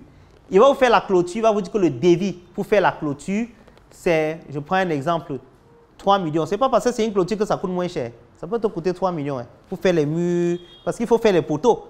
Quand on fait les murs, s'il fait une clôture en mur, en parpaing, après un certain, il faut faire les poteaux. Donc il vous dit que c'est 3 millions. Tu te dis que non, si je contacte l'architecte, supposons que tu vas lui payer même 8% de 3 millions. Ça sera combien? Peut-être 200 et quelques mille. Mieux tu payes un architecte qui fait cette étude avec son ingénieur pour te dire, OK, voilà comment tu vas faire tes poteaux, voilà comment tu vas faire tes murs avec tel type de parpaing, avec tel type de fer. Et maintenant, tu donnes à un entrepreneur 2 ou 3, il soumissionne. C'est un petit projet. Chacun donne leur devis. Quelqu'un, peut-être un sera à 1 700 000, l'autre sera à 2 300 000, l'autre sera à 3 millions. Et tu vas le réaliser moins cher, ce qui est sûr à la fin. Et tu seras garanti que ton mur sera bien fait. Est-ce qu'il n'y a pas les clôtures qui tombent? Pourquoi la clôture tombe? Ça a été mal fait, non? Ça peut être aussi bien fait, mais c'est surdimensionné. Donc, tu as dépensé plus d'argent. Tu as voulu économiser quoi? 300 000, 200 000. Il y a un architecte ou bien à son équipe, ils font ça, ils te font un design, ils font un cahier de charges, ils demandent à 2 ou 3 entrepreneurs de soumissionner. Parce que 3 millions ou bien 3 millions pour toi, c'est rien. C'est-à-dire que même si c'est un travail de 1 million, même si tu fais une chambre, à peine ton architecte. C'est à lui de réaliser, c'est à lui. Puisque le devis que l'entrepreneur te donne, tu n'as pas qualité de l'évaluer. Tu n'as pas qualité de négocier ça. Et il va même gonfler les prix pour que tu négocies sur un prix qui va l'arranger. Tu ne peux rien discuter sur le devis. Si tu te dis que pour faire la clôture, là, il me faut 50 sacs de ciment. Sur quelle base tu lui dis non? Même s'il faut 40 sacs, lui te dit qu'il faut 55 sacs de ciment. Sur quelle base tu lui dis non? Tu n'as aucune base pour lui dire que non, retire sur 55, donne-moi 40 sacs. Tu n'as aucune base. L'architecte et son ingénieur, ils ont la base pour lui dire que mon gars, ça là, tu n'as pas besoin de ça. Ils te font économiser. Donc même la barrière, contacte l'architecte, c'est à lui de faire. Et même il va même penser plus tard que pourquoi tu fais la barrière, il peut te donner plusieurs autres conseils. Je pense que c'est la barrière qui est plus importante. Voilà, pourquoi tu fais la barrière comme ça? Pourquoi tu ne mets pas les fils barbelés pour le moment? Ou bien tu fais comme ça? Ou bien pourquoi tu fais la barrière à telle hauteur? Fais plutôt à telle hauteur pour tel. Il va te donner d'autres arguments, il va t'orienter. Et c'est ça que tu payes en fait. Et ça ne coûte rien. En fait, 5%, 8%, 3%, ça ne coûte rien. Tu économises plus à la fin, c'est sûr que tu économises plus. Payer les études, ça ne coûte rien. Parce que l'économie que tu fais est largement au-delà de ce que tu dépenses. Largement. Une autre question? Voilà. Sur ce, s'il n'y a plus de questions, je vais vous remercier. Merci à tout le monde. Merci d'être venu. Merci d'avoir suivi ce truc. Voilà.